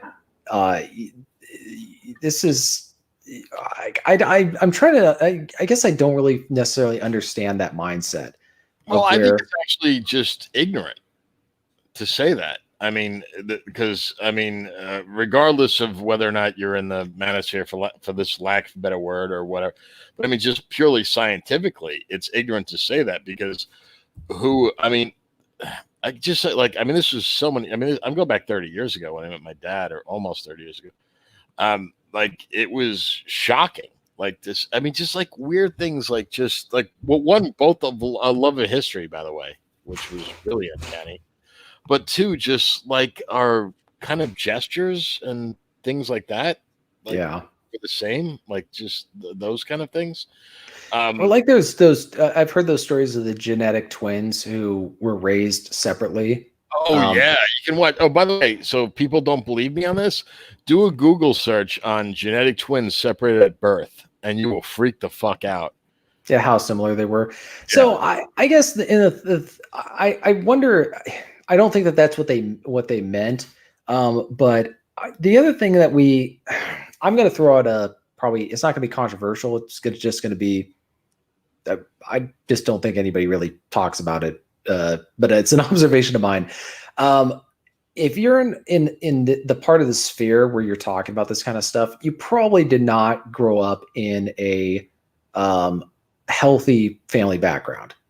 And that's becoming more and more common nowadays. So that may not necessarily mean anything, but the reality is if you're talking about this stuff, it's because something went wrong. Something wasn't right. And you had to figure out why it wasn't right. If you grew up in a healthy home where you felt welcome and accepted, and you like your family, and you just haven't had a lot of traumatic stuff in life, or things go wrong, you're not going to ask these questions because why would you? So a lot of these guys come from backgrounds where they're trying to get away from unhealthy family. And what they do is they try to distance themselves from their genetic family. They want to like put as much distance emotionally, psychologically, if not physically, between them and their family. And some of these guys probably, I mean, maybe they come from their family's toxic, and you gotta stay away from them. I think the problem is they bring that assumed collective experience with the whole discussion overall. Like it's like a guy in a bad marriage talking as if all marriages were just like his. Well, some people may not, or they talk about family. Like I'll give an example. A lot of guys who they assume that everyone's mom and dad was just like theirs. And so they talk about stuff. Well, if you grew up with very, very laid back, almost hippie parents, you're not going to be able, and you think that everyone else had hippie parents, you're not going to be able to have a conversation with somebody who grew up in a very strictly controlled, strictly regimented background. You can't have a conversation. So this assumption that everyone had the same life experience as you, I think is something that I see more often with people. Or they assume that everyone's family is just like theirs. Like, why would you want to invest in your family is one question that someone might ask. And the assumption is, why would you, they don't know what it's like to be in a family where they get along. The family events are not just, technical formal things. People actually enjoy being around their family. They've got good relationships with their grandparents. And I think deep down for a lot of these guys, these men, they wish that they could have that. And so, but they don't, or they thought they had it and it turns out they didn't. And this isn't an attack. It's just, I think that there's a, not an echo chamber, but you're getting what is it called? When you get a sample, like you're doing a survey and you talk to only one specific group of people. You don't have a selection bias. Yeah, there's a selection bias. You have a lot of men who are coming from a very specific background, and they're not coming from, like, how many of the men are coming from good family backgrounds? Well, very few. Well, I think that's also just part of the way the culture is going right now. Right. It's like, it's not just. Well, less and less men are coming from two-parent backgrounds, and by two-parent I mean a male and a female, and by male and female I mean a biological male and a biological female. So there's less and less of that. So that is also having an effect. I just think that I don't know how you feel about this, but I know a lot of the people that we have mutual acquaintanceships with, they seem to be, and I could be wrong in this, but they seem to be very nihilistic.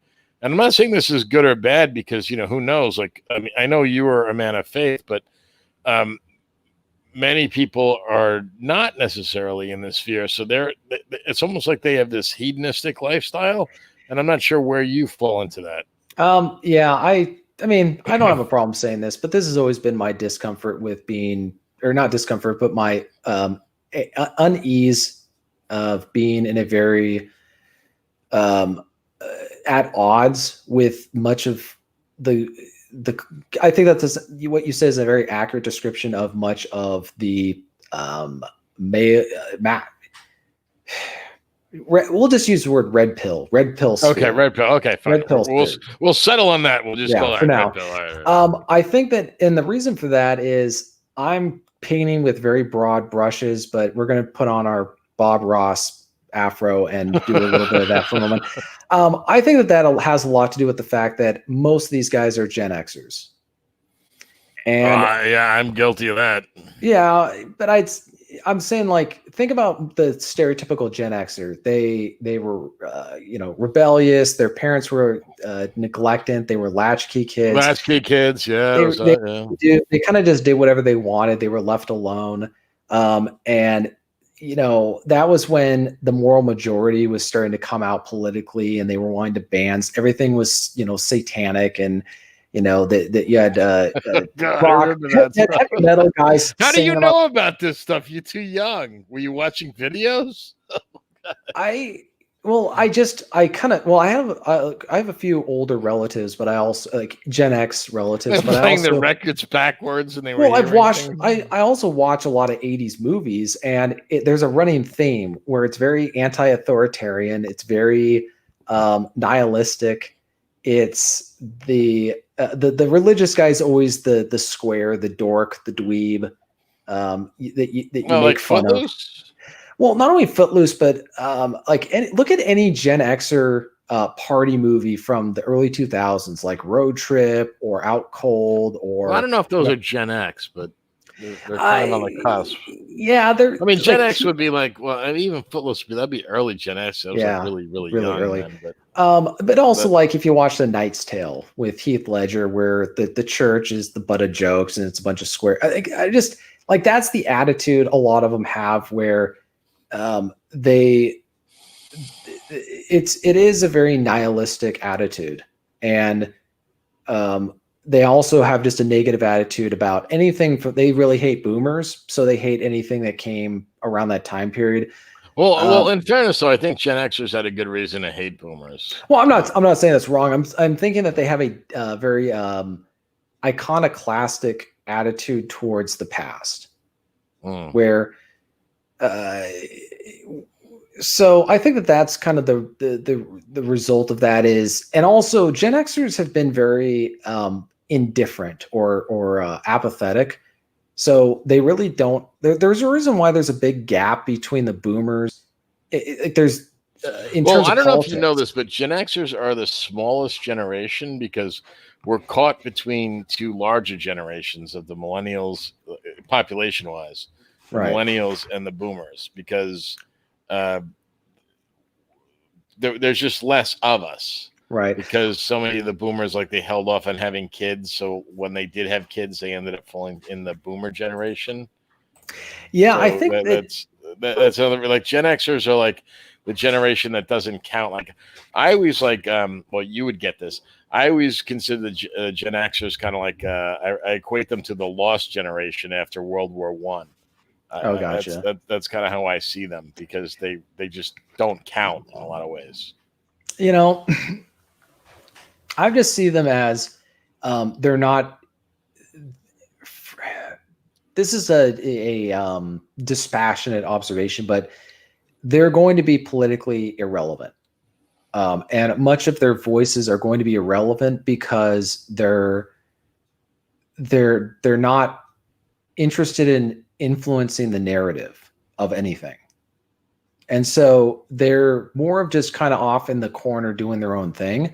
And at best, maybe they're critiquing what's going on, but they're not actually going to, and they wouldn't even want it, have any kind of leadership role of any kind. They're not interested in actually being a part of that. So but the danger of that, and I'm not just talking about the red pill sphere, I'm talking about just Gen Xers in general.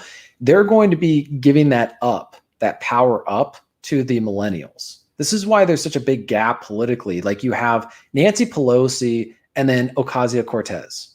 Like that's the gap. Yeah, there's no one in between there. Yeah, there's no one in between there. So millennials are going to be they're the ones who are getting really active in politics. They're the ones who are all, very zealous and, members of the faith type thing.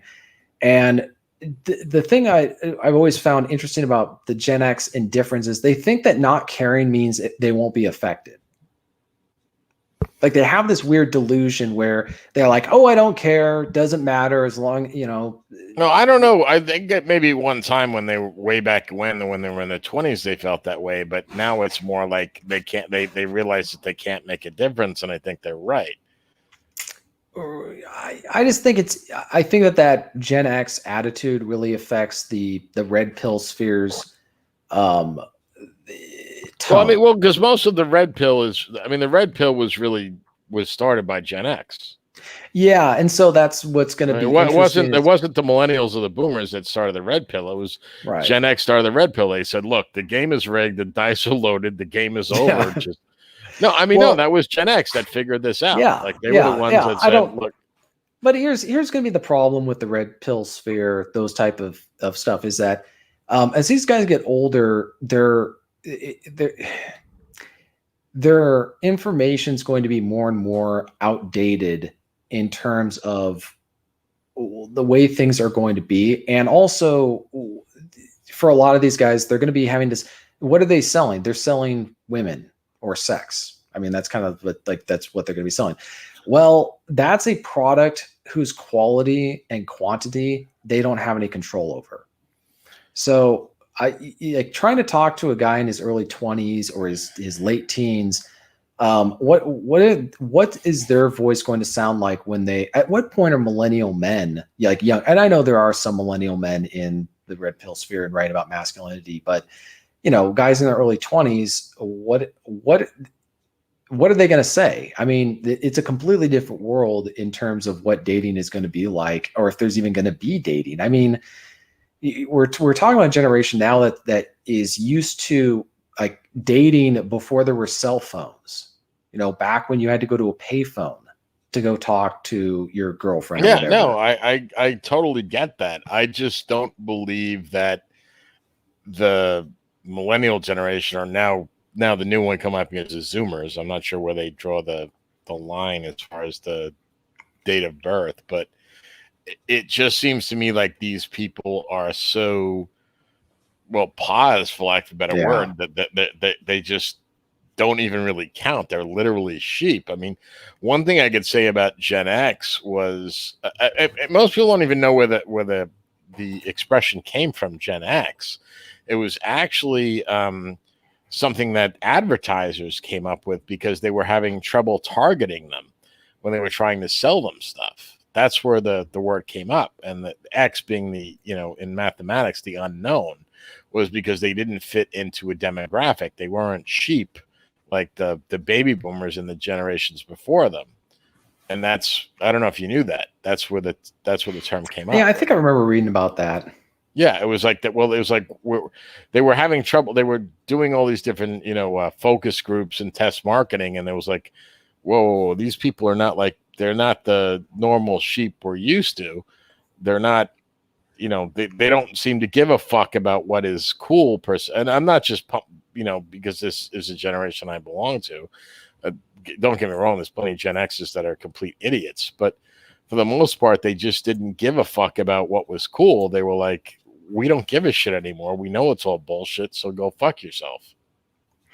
Yeah, I think that my frustration with some of the Gen X voices or mindset is they say they don't care, but they are, they don't like, they do, because their way of, they can't just like, if I don't care about something, I don't talk about it, but they will talk about something just always sarcastically. Like sarcasm is the Gen X voice. That is the default accent of a Gen Xer is sarcasm. And so they'll be sarcastic. Isn't it ironic? Yeah. I mean, isn't that the expression though?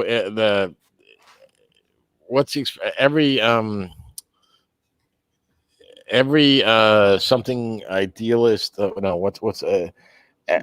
Every nihilist is at heart was a former idealist, like that. Yes, I actually think so. That's actually an interesting thing I've been thinking about a lot, is the dangers of an idealist, because an idealist will fall harder than a non-idealist when his beliefs have been crushed, or when they've been he no longer believes them. I think that's like Gen X is like, well, like, look, it's like because like the boomers, like this whole bullshit, like in the 60s and the 70s was like, what the fuck was this nonsense? And then so I think like there was this level of nihilism in Gen Xers. They were already for lack of a better word, tempered by history. But anyway, I'm sorry to interrupt, but keep going.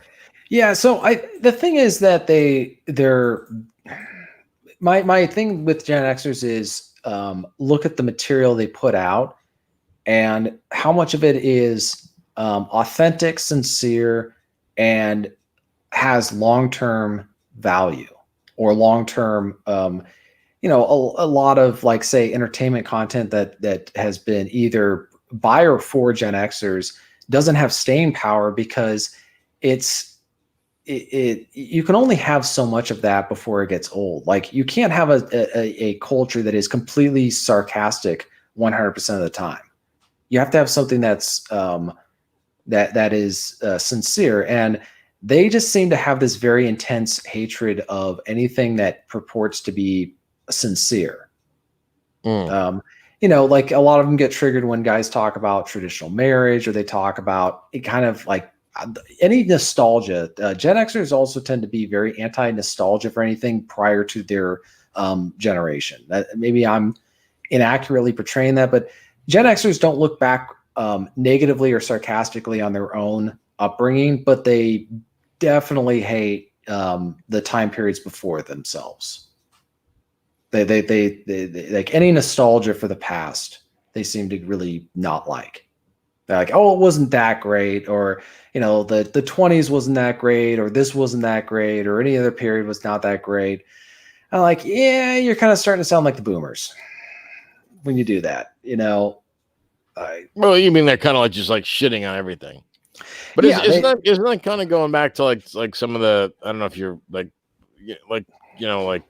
some of the other red pillars, you want to use that phrase instead of manosphere types, where they're shitting on marriage and they're making fun of the trad cons and stuff like that. Like that's, well, I'm thinking like you're talking about the most powerless group of people on the planet right now.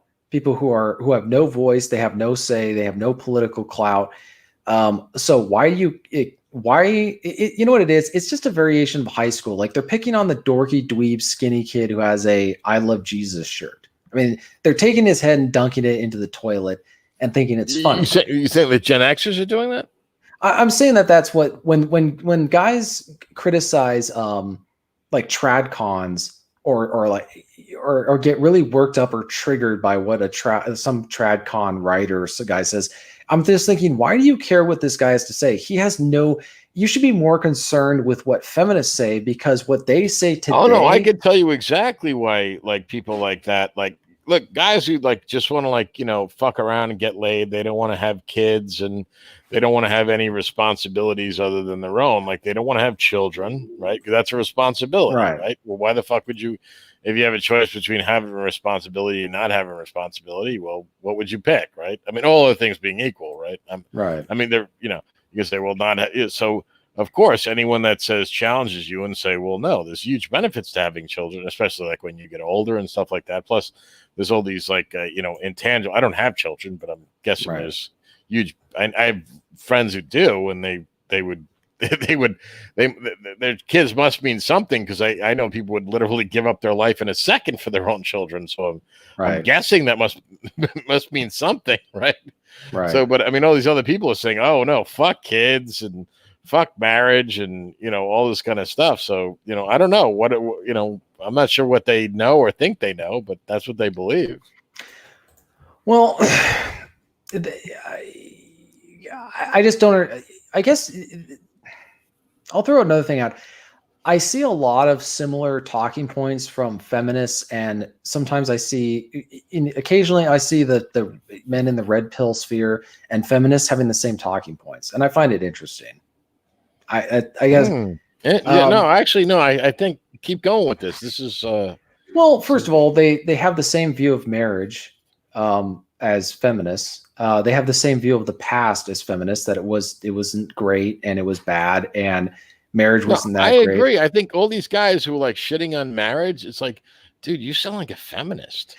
Well, yeah, and then they also, I promise you, if there was a movement to try to bring us back towards a more sexually conservative culture, the two groups, I think feminists and a lot of red pill men would kiss and make up. Yeah. Or maybe, and I think a lot of the red pill men would be being pegged. I don't know if I would. I don't know if I would say that, but I would just say, like, I think it's very interesting that they. I think it's because deep down, when I see some of them, or when I see people attacking tradcons, it's because they grew up at a time when traditional conservatism actually had teeth in our society. Yeah, they grew up with Footloose, like that was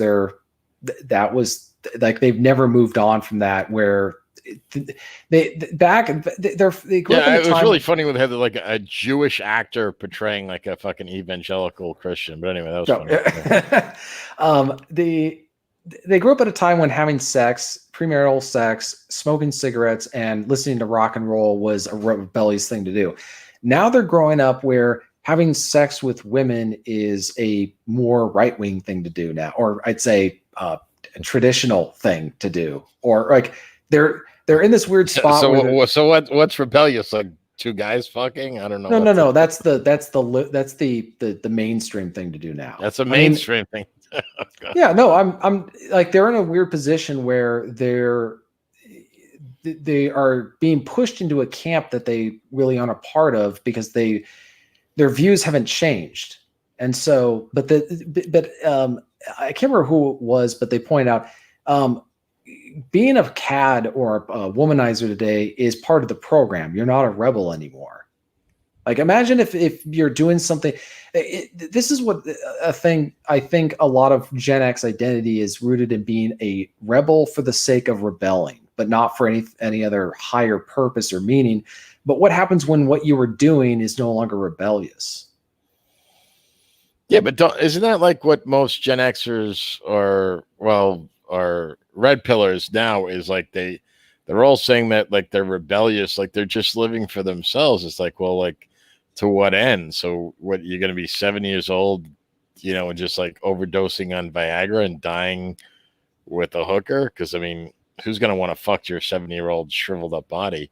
Well, I mean, I could be wrong about what I'm observing, but it's going to be interesting to see as I'm a bachelor like you, and I don't have any kids. And so, but I'm also aware of what's not, I don't want to say what's been lost, but what's not there. I don't see that as an advantage. I don't see that as an advantage. Being a bachelor has helped me figure out stuff where I wouldn't have had the time or the ability to do if I was married and had kids. But when you get older, this idea that you're an island, I guess, is they don't seem to think, well, you do get old, and eventually you have to start thinking about other things other than chasing women. At some point, other things come into play. You're not in good health. And also your ability to attract. Jack Donovan wrote an article, but I know you're probably not the biggest fan of Jack Donovan. Or No. I actually, I'm a huge fan of Jack Donovan's writing because he's extremely eloquent in his writing. I just find it really ironic that a lot of people who are quote unquote red pill and talking about masculinity are taking advice from someone who takes a dick up his ass. So, I mean, no disrespect to Jack, but I mean, he'll admit he takes dick up his ass. I mean, that's no, I'm. Well, let's start. I got your point. But he wrote an article about this years ago about how, men. Gosh, I lost my. I'm sorry. Yeah, you had a young person moment. Oh, he was just talking about how, like, after a certain age, chasing women just gets. It's a weird thing to see in an older man. I guess that's kind of the way. It's like the Chris Rock joke about why he got married. Like, no one wants to be that guy, the old guy at the club. There's an old skit that Chris Rock had from I don't know when. Yeah, like Gen Xers got to make sure that they don't end up like the boomer. It's like where they think that that they're always young. Yeah, I guess the trap. Well, it's. And I'm seeing this now, and I got to be really careful because I can give them away by describing them. But like some people with the way they're styling their, that's all I'll say. But it's like, dude, like, who are you kidding? You're you're starting to look funny, and it's like not just to the girl's parents, but to everybody else, Yeah, it's going to be one thing that I'm thinking a lot about is I'm reading some articles about the different stages of life and the different pitfalls for a man. When you're young, you don't think long term. You're dumb. You're rash. You don't weigh things out. As you get older, one of the challenges for especially men who are in good shape or in good health is knowing how to accept old age. And apparently that was, from what one guy I read, that was Hemingway's problem. Is he bought into his own persona of being this macho guy, but when he got into bad health at his older age, he was no longer, that wasn't who he was anymore. And so I'm sure there was other factors involved. I think there was some mental stuff, but I think that for men who, especially nowadays, if you're doing the whole dating market, I can't think of another word for it, but I wouldn't really call it dating anymore, just the hookup culture. But it's all based on your not just visual, but your ability to attract women. Well, what happens when that doesn't work out anymore? Men don't always age gracefully. Right. Sometimes, yeah. And a lot of these guys think they age like wine and they really age like milk. And a lot of them don't, they still think that they're, it's kind of like said, like I'll see some of these guys and like, they think that they think they look, the way they did 5 years ago, or even worse, 10 years ago. It's like, dude, you don't, and it's like, and it's only going to get worse. So, and also like if you're a guy and you're an older guy, what do you have to offer a girl who's in her 20s? Like, what do you, if you're not rich or something like that, like what do you actually have to offer that a guy who's 10 years younger than her doesn't have to offer? And there's more men than there is women in the younger market, especially because the immigration, there's so many more men coming into the country. Right. So you have nothing to offer them. Like what? How fucked up does she have to be to even want to be with you? Well, and that's another separate topic that is always, but the thing to keep in mind with a lot of these, with men from that perspective is they're thinking in the short term. They're not thinking about marriage. They're not going to have kids. So it's like, I don't care about whether, she's bad long-term material. I don't care if she would not make a good mother. Well, yeah, that was the great thing about the Rob had this really funny thing about what was the title of it? Red flags are a green light. And I remember I thought it was really funny. I said, yeah, herpes and AIDS are green lights. Well, no, I mean, if you're just thinking about like getting laid, that's true, right? I mean, a girl has herpes, AIDS, genital warts, chlamydia, dude, you're down to score. I mean, she's DTF, you know. I just think that it's going to be interesting to see when millennial men, if any millennial men, really start coming into um, the red pill sphere, and if they're going to come at it from a different, because a lot of it and most of it is how do I get the girls? That's most of the discussion. And at what point are the men going, or is there going to be a significant shift away from that simply because and I know that there's still some men who are asking, how do I get married? Like they're still asking that question. I think a lot of them aren't asking it because they don't want to get made fun of. That might be another possibility, but what's going to be, I just don't see things be, people talk about like, they don't care what happens after they die. Dude, I got news for you. It's going to happen while you're alive. And you say you don't care because I just think that things are going to come to a head, especially with my generation. There's so many the median age of marriage is getting pushed back further and further in my generation, and so I think that there's going to be consequences for that in a lot of ways, and I'm sure there's a lot of men who would say that they don't care. Well, I guess then you're just not going to be part of the conversation. That people, I guess that's the thing is, if you don't care about a certain topic, then then inserting yourself into a conversation is kind of a weird way of saying that you actually do. Because there's a lot of conversations, like if there's two Mormons arguing about a finer point of Mormonism, I would say I don't care, and I'm not going to insert myself into that. Or if people are, Sunnis and Shiites are going to fight over their stuff, I'm not going to insert myself into that. So I would say that with a lot of Gen Xers, if they don't care about certain discussions, then why insert yourself into it? Yeah, well, yeah, I always thought that was really interesting. Where I see a bunch of these red pillars getting so upset by tradcons and black pillars. I'm like, well, why do you? If you're saying you don't care, maybe you really do. Otherwise, why would you give them any airtime? You know what I mean? Yeah, but it goes back to the Gen X. I'm not saying that this is always Gen Xers, but I think that this is the mindset of they're making fun of the school dork. The dweeb, the nerd, the square, whatever word they would use. Because he's like the easy one to fight. Because he's easy. Yeah, they're not. It's funny how people say they're rebels, but there's certain people that they will not criticize because they know very well that their life would be made very uncomfortable. Very uncomfortable. Yeah, they get bitch slapped down really fucking hard if they. Yeah, they would get deplatformed. They would get kicked offline. They would get all this stuff. They're very. I call it. There a lot of people are LARPing as rebels online because they know who they can criticize and get away with and who they can't criticize.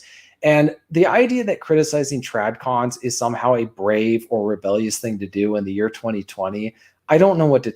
I genuinely don't know what to say to someone who thinks that. And, no, I gotta agree with you. Yeah, because tradcons have just gotten like the only caveat I will say to that is that there has been, and I don't know how much you're aware of that, but there was this period where there was this overlap between the tradcons and the red pillars for a while there. Like Rollo was like the main guy. Rollo Tomasi was the main guy that was intermixed with the big tradcon personalities, like the 21 convention. I don't know if you're familiar with that. Not really. And there was this huge overlap, and they had this huge falling out. But there was this, for a while, there was this amalgamation, for lack of a better phrase or word, between tradcons and red pillars. So and I always found it interesting about a lot of people who are red pill, people who shit on marriage and stuff like that, and they kind of they're kind of like big fans of Rollo Tomassi. I'm like, well, isn't he like married for like 30 years and hasn't gone on a date with the woman in like 35? And he's giving advice on dating. Like, does that not seem like an inconsistency to you guys? Like, I, I don't know. I'm not asking you to shit on Rollo, but I mean, just like whether it was anybody else, it's like I don't get that. I guess with the whole tradcon thing is, I guess, I get what from what the a lot of the red pill sphere guys will say when they point out the problems with marriage today. And I would agree that if you're going to get married, you got to do your homework and you need to have you need to have a lot of ducks in a row. That I think that but then they always say that the same bullshit, like the woman that you divorce is never the same woman that you marry, so that doesn't work either. So I think that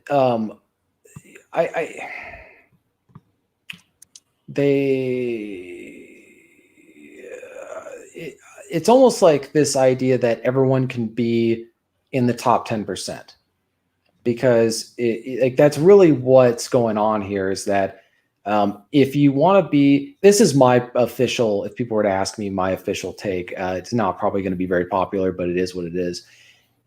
My position is that most men today are probably not going to be in a position where they should get married, just because of, you have to look at the prospective potential companion pool, which is very low in terms of mother and wife material. Like you gotta, like the female population is what you get to pick from. It's a small group that is even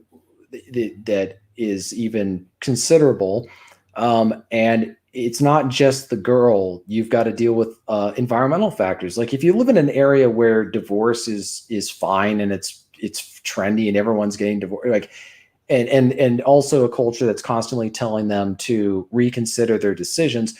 Yeah, it's going to be a hell. Like don't do that. And so, but at the same time, you can't have it where everybody's playing, the dating scene for the rest of their lives. And most people are supposed to get married and have kids, or you're going to have a huge collapse in the society. Like you got to have somebody running the infrastructure. You got to have people doing the plumbing and building the homes and working the factories and the farms. Like you can't all. No, we can just import them from the third world because they're having kids like those people breed like gremlins in a pool. So that's where it's also interesting. Well, that's also where I think a lot of, that's where they would also probably say, not my problem. Don't care. As long as from again, acknowledging who you're dealing with. If you're dealing with a nihilist who's not going to get married, not have kids, and not thinking of the future, this is what they're going to believe. They're going to say, I don't care what happens after I'm dead. As long as if I get to eat at more exotic restaurants now, great. If that's going to affect people when I'm dead, I don't care. That's going to just be that they. Well, I think that summarizes up the red pill for the most part. I mean, how can any man who doesn't want to get married, doesn't want to have kids, just wants to fuck around? I mean, isn't that exactly what they are? I mean, what purpose? You know what's really fascinating? What purpose does a man serve if, other than his own pleasure, then just wanting to get laid, and he doesn't have a kid, he doesn't do anything for society. Not only doesn't do it, he doesn't even give a fuck about what happens to society after him, and understandably so, because he doesn't have any kids, so he doesn't have a lineage. And not only does he not have a lineage, he doesn't even give a fuck about where he came from. So what purpose does this guy serve? I mean, somebody shoots him in the head, no one's going to mourn his death. Like, he serves no purpose. Well, I think the thing that from the red pill sphere that I would hope to see more of is discussions about what men can do who are red pill or who have taken the red pill, to use the old metaphor, that doesn't have to do with the dating world. Because there are some men who are just going to find it so toxic they don't want to deal with it. And that seems to be the main focus of the red pill sphere, is the dating market, like how to do well in the dating market. But I'm thinking almost and I know that there's some guys who talk about other stuff as well, like how to be successful in business or finance. But this idea, like, and I get that that's an important. Well, just as a quick plug, anybody who's interested in minimalism, you can buy Aaron Cleary's course for $499.99, and he'll teach you all about how to be a minimalist. But anyway, keep going. Yes, I think that I would be interested in seeing discussions about just other stuff that men might find interesting, because the most men throughout history, which I know is going to cause a lot of Gen Xers to roll their eyes, but this is not focusing so much on women is not normal. Like, that's not how men think. I understand that sex, like the whole getting married, having kids, I understand that that's an important part of the male life, but that's not the main focus. You're focusing on other things in life. And what was funny, I was going to say that there was a guy who was, I can't remember his name, but I was reading one of his blog posts or his books, this was years ago, about how he was a successful businessman, and yet all the pickup artists that he knew were broke. And didn't, like, they struggle with finance stuff. And I was just thinking that kind of summarizes the short-term thinking, that I'm not saying every guy is broke or whatever. The point I was trying to make is that it's not a good mindset to have when you're not thinking long-term about stuff or being apathetic. But I was trying to say something else and I completely blanked on. No, it's okay. It'll come back to you. But I remember I was listening to a video by, Rich Cooper. I listened to some of his stuff. This is a long time ago. He used to be part of this 21 convention stuff. Actually, I don't even know it's still around, because part of it because of the COVID and part because they got a lot of bad press. But he was initially one of the. These are the people that like when you hear, like Rob says, talk about the patriarchs. That's who he's referring to. Those people. You ever heard him say, like, the patriarchs? Like that was this big thing. Like they were really big into. I think they actually had a convention that was called the Patriarchs.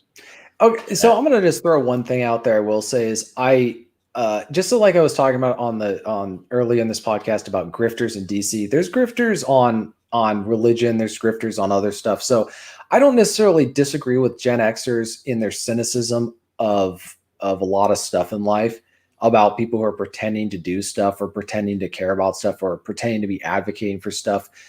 My problem is when they attack the idea itself or the concept, rather than people who are pretending. Like, I got a problem with frauds, charlatans, shysters. It's like religion. Like, there could be like a preacher, a pastor who is sincere and has a congregation and asks for donations, as opposed to like a Jimmy Swaggart or whoever is the right. So this is where the thing with a lot of criticism is they're not just attacking the frauds; they see the whole concept as fraud. Right. No, and that's like Rich Cooper had this thing where he was talking about. So he went down to, I think it was Florida, and I don't really know how well he knew these guys beforehand, but he went there and, like, these guys were giving advice on business and all this stuff. And he quit. Like, after he went down there, he said, I want nothing to do with these guys. He said, these guys were giving advice on, how to be successful businessmen. He goes, they didn't have a house to live in or a fucking, or a window to throw it out. No, he said they have a pot to piss in or a window to throw it out. And, like, when he saw that, he was like, he totally disassociated himself with these people. And I was like, I had respect for him for that. And that's one of the reasons why I lost whatever respect I had from Rollo, was he didn't.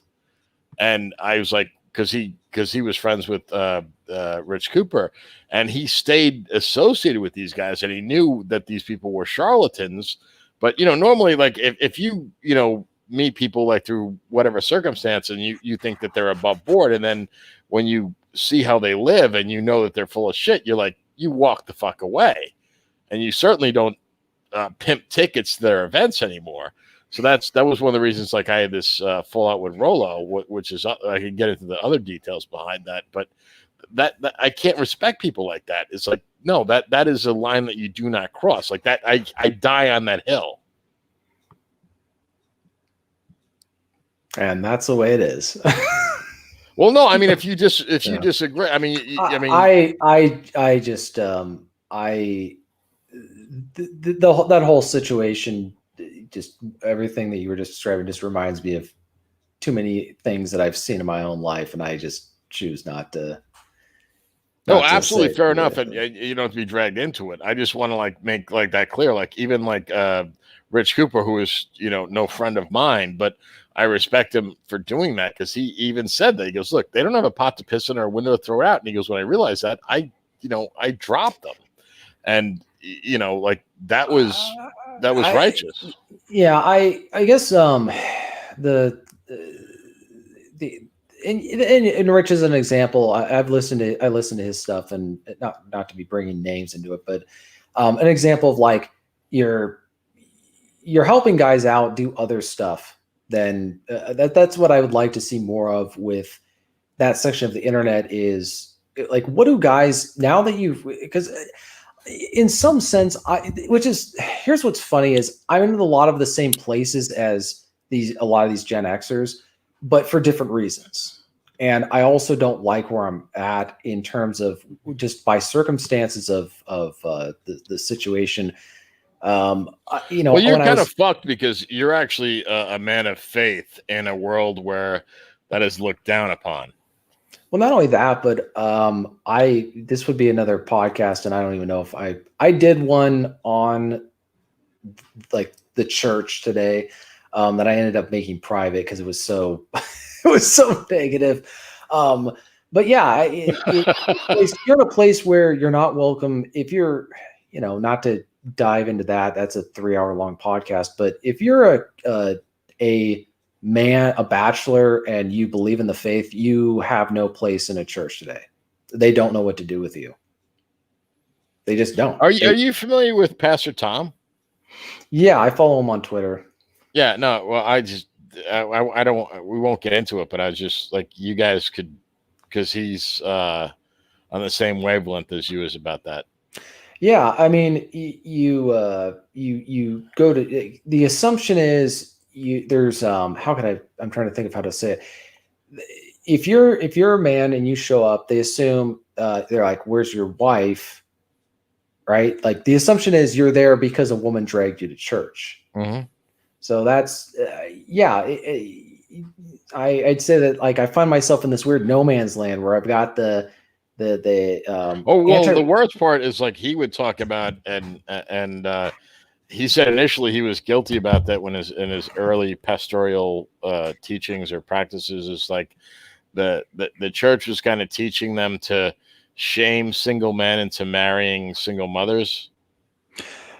Yeah, I mean, and no, he doesn't do that now, but yeah, he's like hip to that.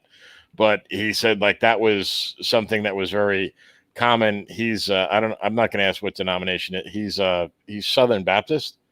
Yeah, I would say that I try to, like, I'm not trying to be critical, or I'm trying to be careful about what I say in terms of people. Like, I'm in this weird spot where I'm critical of this stuff in the sense that I'd like them to make changes, but I know that they're not going to change, because it's ultimately, they're running it like they shouldn't be, but they're running it like a business. That's just how the attitude of modern day churches is. They think of it like a business. And so young men have no money, and who do have money? Older people. So who are they going to cater to? Who they invite? I've described. I said this on Twitter. Churches today are social clubs for older people, particularly older women. Like, if you go into I'm not saying, like, there's some churches that cater to like younger people, maybe in their like. Okay, great. The Mormons have a good outreach for young people, but I don't know. Well, yeah, I for the most part. or I'd say for the within evangelicalism, particularly, it's that way. But yeah, there's this weird sense of being in a position where you're not on anyone's side, and you're really you are in the company of those who are willing to tolerate you. I think that's why I was going to. Well, no, that sounds so sad, dude. Well, I mean, I'm not complaining about it. It is what it is. But it's why I have such a weird network of people, because I don't fit into anyone's camp. I'm not within the church camp. I'm not within the hedonistic, nihilistic thinking only of right now camp. I'm not really necessarily in the red pill sphere camp, but I'm also not in the tradcon camp in any of this stuff, because it's a weird place to be. Let's just put it that way. It's almost like you're the lone wolf, and you are constantly having to reassess your situation of where you stand, because I'm well aware of the fact that narratives change, and I mean, look at what the political situation in the last 5 years and how that's been going on. But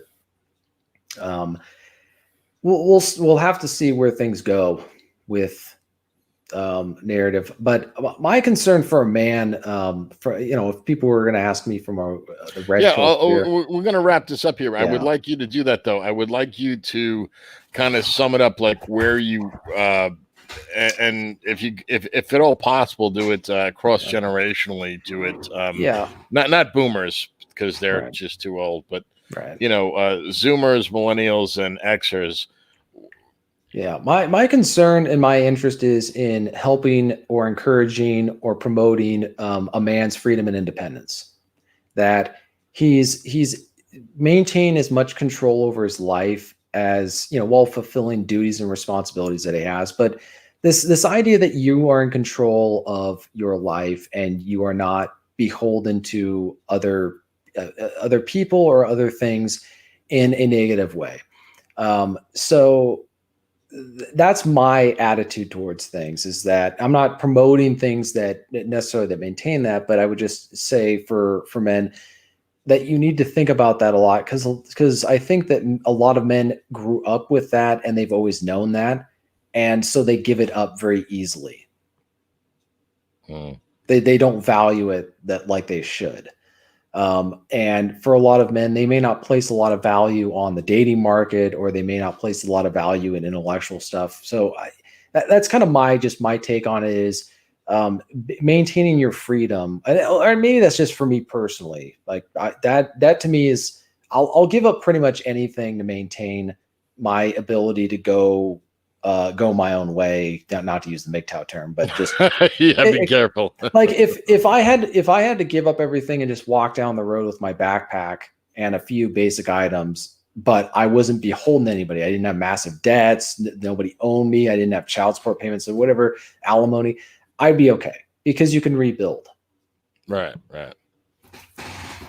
Well, okay. Well, I just want to say to everybody listening, I want to thank TJ for his time. He's been very, very generous. TJ, just very quickly, where can people find you on the net? You can go to tjmartinell.com. Okay. And you also have a Twitter account? Yeah, you can go to twitter.com/tjmartinell. Okay. Or at tjmartinell. At tjmartinell. Okay, everybody, thank you so much for listening. Any comments you have, put them down below, and I will read them and hopefully respond, and smash that like button. And by the way, TJ, could you do me a favor and just tell us the title of only 2 of your books? There's The Stringers. You can get on Amazon. There's The Song of Wolfgar. You can also get on Amazon. Read both of them. They're great. All right. Well, anyway, thank you, TJ, for joining me, and thank you, everybody else, for listening. Everybody, you have a good night.